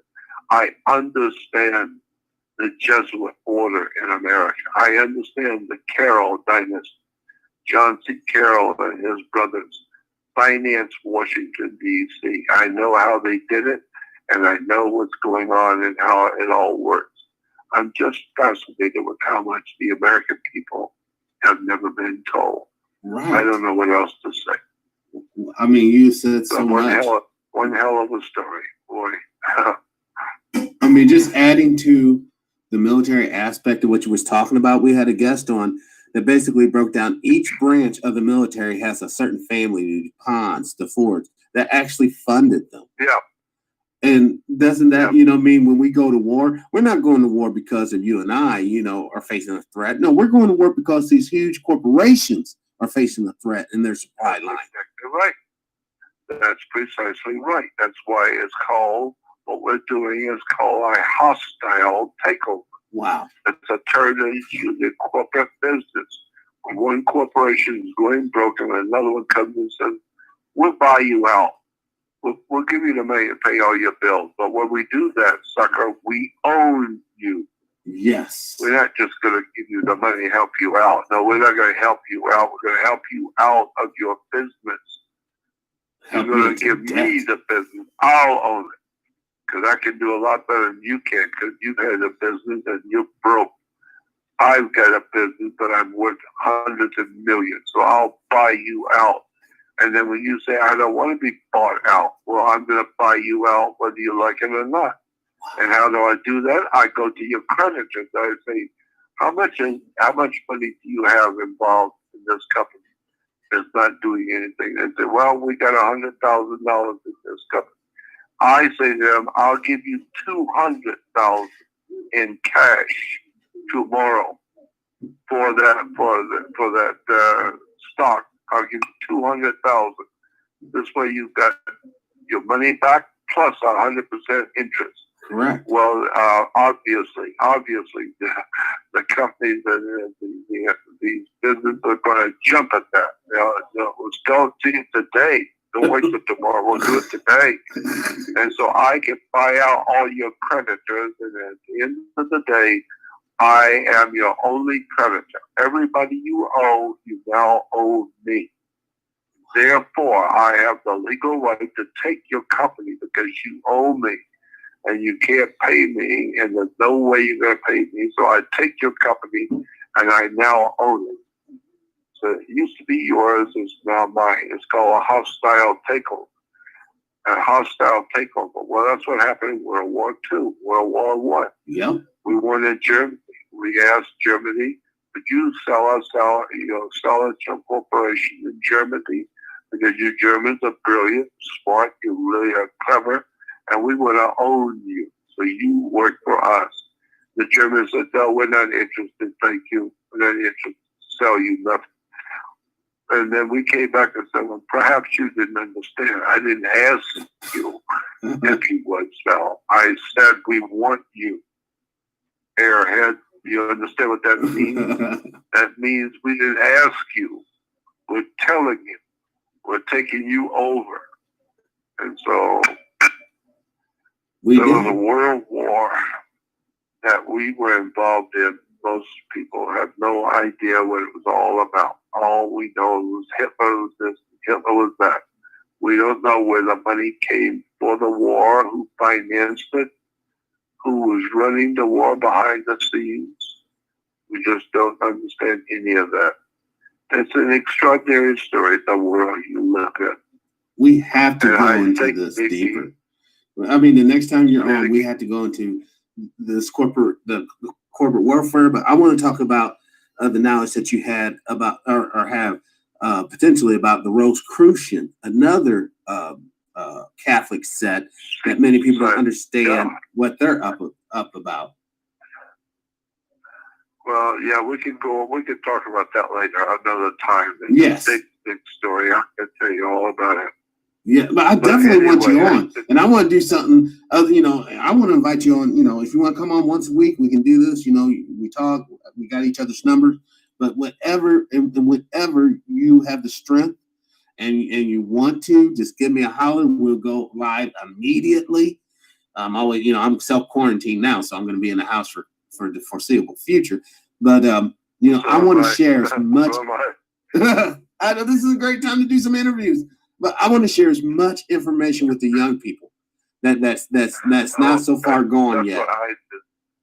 That's what I want. That's my feeling. I'm 80 years old, and the only thing I can see of any real value at my age is talking to young people because they are brilliant. They're incredible, beautiful young people, and I love them all. And I would love to be able to sit in front of an audience at a university and tell them the real truth. Yes. Here it is. Write this down. Bring your pad and pencil, and I'm going to tell you some things you've never heard and you will never hear. I'm the only guy in the town that's going to tell you the real truth of what's really going on, and I'll give you the proof, and you go look for it yourself, and you'll find it. I can tell you things where they are today you've never heard of before. You don't believe this, and I would love to do that. I would love to help you. I feel the same way. I'd love to talk to young people about what the world is and where it's going and where it's come from. It's such a big story, and that's why I said anyone listening should go to my website, JordanMaxwellShow.com, Jordan Maxwell Show, and then join my research website, Yes. Jordan Maxwell Research website. You will find stuff on there that's worth $1 million to you. If you went to prison and you're going to prison for life, you're going to be in serious trouble for 25 to 30 years in prison. If you just knew about one of the articles I have on my website, on my research website, you wouldn't go to prison ever if you just knew. But you don't know. I do know. But how do I know? I've spent all my life looking for it, purposely. Yes. And I have found stuff there that you have no idea even exists. So that's the best I can tell you for the moment. Like I said, Jordan, as long as I'm going to. I do appreciate the time that you spent today. I know, seriously, I really sincerely from the bottom of my heart do, because the knowledge that you're sharing with us is going to go beyond us. Once we're dead and warm meat gone, hopefully this broadcast will be in some sort of format, accessible or accessible to future generations. At least they'll know that there are a couple of people who got it. We understand what's going on. We just have to wake up the rest. Oh, God, yes.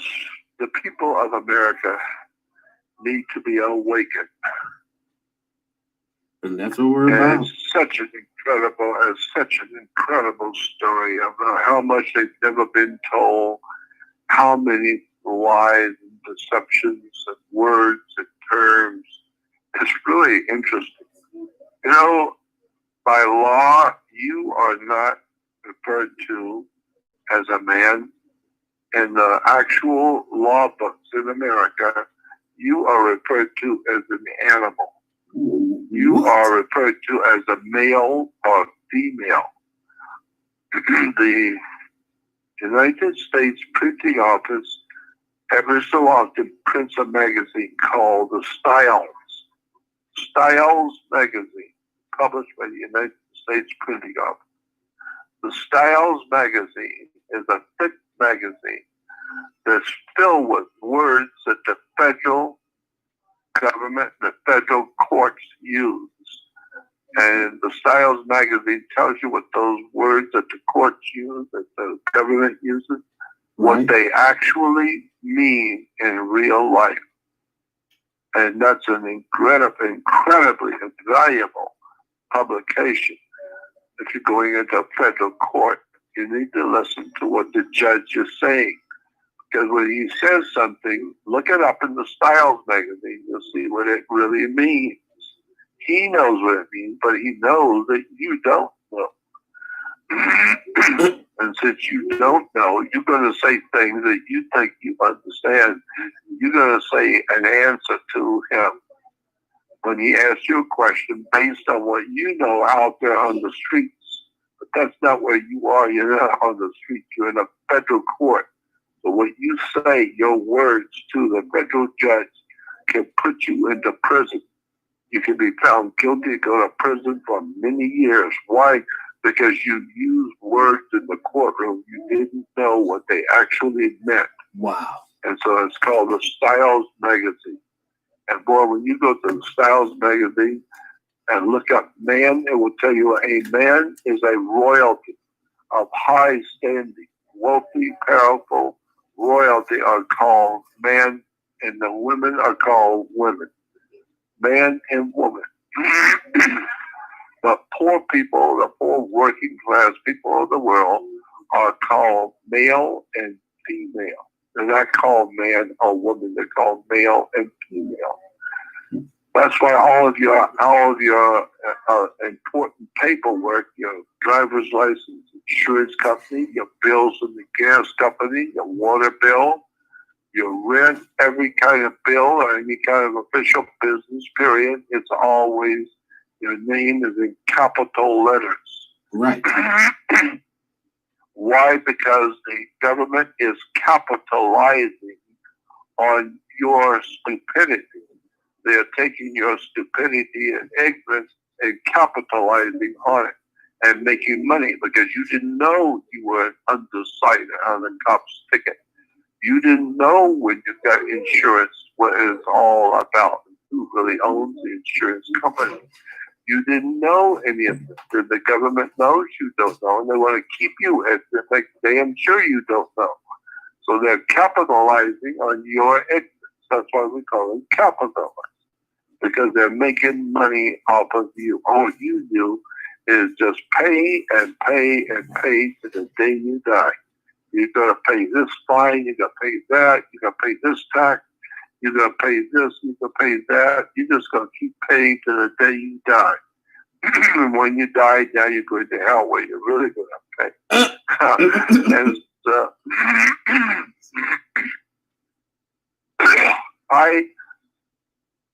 I have a story that I told on the radio before. When I was a little kid, about 7 or 8 years old, when you're born and raised in the Catholic Church, when you're about 8 years old, there's a special mass held for you, a special celebration held for little children. It's called confirmation. And therefore, little children go to confirmation because the whole church service is for the little children. It's called confirmation service. And so I was in Catholic school, and the nuns, I remember the nuns said, tomorrow night at the church, it's a special service for you children, and it's going to be called confirmation. You have to be there. It's going to be very important because the bishop is going to be here. So you better be there. It's going to be very important you're there because the whole service is for you children. And then she said, tomorrow night, after the service is over, the bishop might possibly, maybe not, but he might possibly say to you children when the service is over, he may say, if there's any questions that you children have, he'll try and answer them. Now, if that happens, it may not, but if it does happen, and the bishop asks if you have any questions, you remember what I said. You don't have any questions. You keep your mouth shut. Period. End of sentence. And I thought to myself, even as an 8-year-old, my mother doesn't tell me what I can say, what I can't say. Who are you to tell me what I can ask or what I can't ask? Go to hell as far as I'm concerned. I'll ask anytime I want, and I'll ask anything I want. Who are you to tell me I can't? And I understood how stupid that was to tell me as a child, I can't ask any questions of the bishop because he's so important and I'm so dumb. And so the next night, after the service was over, I'll be damned if the bishop said, now that you children are confirmed Catholics, if you have any questions about your faith, I'll try and answer them if I can. And I'm your bishop. And so I stood up and I raised my hand, but I stood up because I wanted everybody in church to know who I am. I'm not just a little kid raising a hand. I stood up so everyone could see me. I said, Bishop, I have a question for you. I said, my father works with torches like a welder, and he's let me on occasions play with a torch so that I will understand how dangerous a torch is. And he has let me hold a torch. And I know that it can burn things very quickly. A torch can. And he said, yes. So what is your question? I said, my question is, if I was holding a torch and it was on fire, blowing up fire, and an angel appeared to me, could I take the torch and aim it at the angel and hurt him and burn an angel? Would it hurt him if I burned him? And he said, no, you can't burn an angel. I said, why not? He said, because to burn something is a natural phenomenon. Something to those words. It's a natural thing to burn. You have to have paper, plastic, wood, or something that will burn if you're going to burn. But you can't burn an angel. And I said, why not? He said, because an angel is a spirit. You can't even see a spirit, much less burn one. There's nothing to burn. There's nothing there. So I said, then why isn't I cannot burn a spirit? He said, because you can't burn a spirit, period. And I said, well, then why am I so concerned about going to hell where my spirit will burn forever if you can't burn a spirit? Mm. And he looked at me like a deer in the headlights. And if I had such a stupid question from a kid asked like that, never thought about that. You just got to telling me I can't burn a spirit, then you tell me I'm going to hell where my spirit will burn forever. And so he looked at me, and everybody in church looked at me. They thought, who is this stupid kid with this silly ass question that no adult has ever thought about? No adult has got the brains to ask a question and to think about such a thing. Well, after that, I realized that nobody in the church was thinking. And when everybody thinks the same thing, then that tells me nobody's thinking at all. So after that, I used to drop pieces of Alka-Seltzer in the holy water. I used to like to watch the adults get all bent out of shape and scared to death because the holy water was fizzling. And I realized that the adults in my life, in my church, don't know nothing. All they can do is give you their opinion. I don't want an opinion. I want to know. Right. Educate me. Teach me. Tell me what the words mean. Tell me where this idea came from. Educate me. I want to know. Well, I started going to other churches with my friends from school. On Sunday, I would go to different churches with different friends. And the reason why is because even as a child, I wanted to know. I'm looking for truth. Don't tell me about what you believe. Educate me. Tell me what the words mean, what the ideas, belief systems mean. Tell me where it came from. Tell me the truth so I can understand. I don't want to grow up like you and be ignorant. I want to know at an early age. I want to know. I'm not interested in what you believe. So I kept going to churches, and all the time I would hear all the hymns and all the music and the candles and the incense and all these wonderful accoutrements to worship, but nothing educational ever was told me about nothing. I asked questions continually. Nobody. And so when I got to be a teenager, an older teenager, I would call radio talk shows, Christian radio talk shows, and I would ask them a question, and I would say to them, could I come down, and I would ask the churches, people in the churches, the clergy in the churches too, I said, could I come to the church on the radio station and ask you questions? Because I've got a lot of questions about religion I'd like for you to answer. And I was told by the churches when I would go to the different churches and ask them if I could confront them and ask them in public, they would tell me, no question our belief. We will teach you what we want to teach you, what the church teaches, but we're not interested in your question. Ask us. We're not interested. Well, now today, what I do, get churches that will call me and would come to our church. We would like for you to talk with our minister, debate him on these different subjects. And I am delighted to be able to write back and say, no, thank you. I don't discuss intelligent things with people who are not confirmed, who are not educated enough to talk with me. No, thank you. I asked you many years ago if you would listen to me. You said no. Now you ask me to come and listen to you. I say no. I do what I do. You do what you do. And let's see who comes out ahead. Right. Let's see who comes out.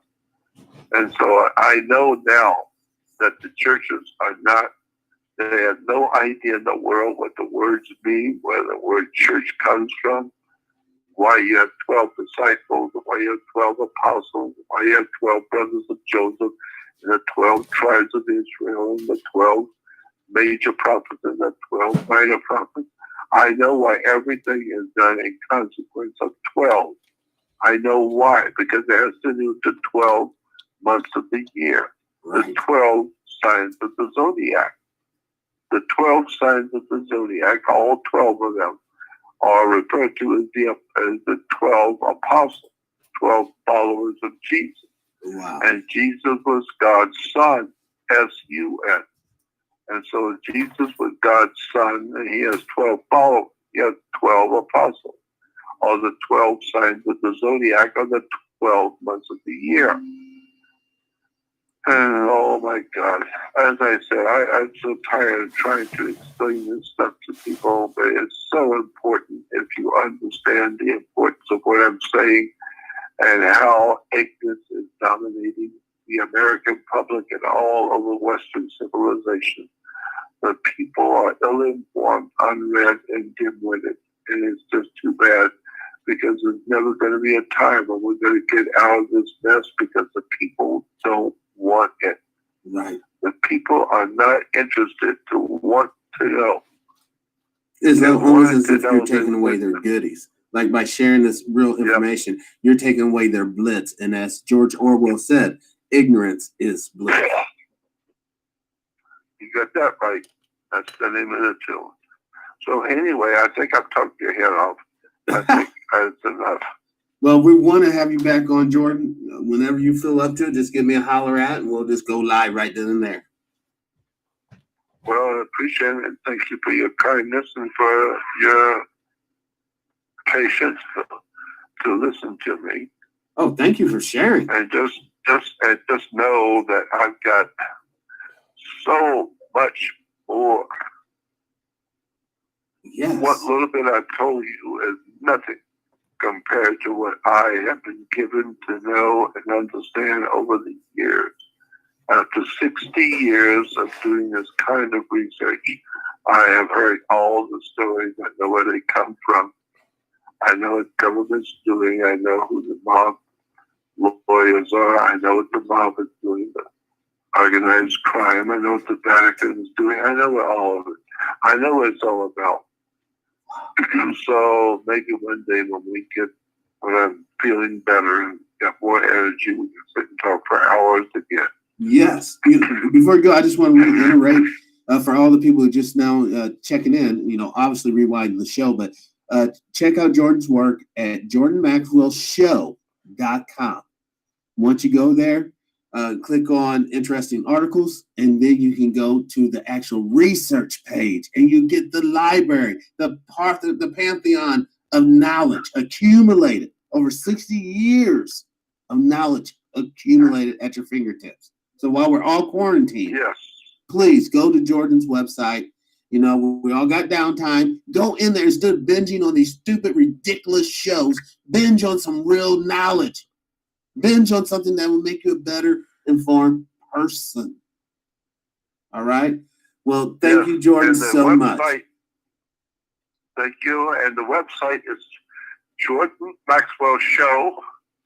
And when you go to Jordan Maxwell Show, you will see an advertisement for a research website.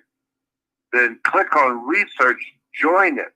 Then once you join the research website, then you go to a section called Interesting Articles. Yes. It's on the research website, Interesting Articles, and you will see articles on there that will tell you things you've never heard and will not be able to believe. It's right there in front of you. You just never knew it was there. You never read anything about it. And now you see how the world really actually works. Yes. So I want to thank you for listening. This is Jordan Maxwell, and we'll talk again later. Thank you, sir. Thank you, Brother Maxwell. And thank you all for rewinding this and sharing it with me. I'd like to thank the Most High. Thank you for allowing me to do the show today. I want to thank all the long-term listeners and viewers. Just thank you all. You guys are all beautiful people. So this will conclude TPIM SR Live. It's done. Live your life with integrity, without hate, envy, or greed. And as always, brothers and sisters, please, let's try to be kinder to each other. Peace and power, unity and victory, dignity and respect. I love you all. Liberation. I'm out.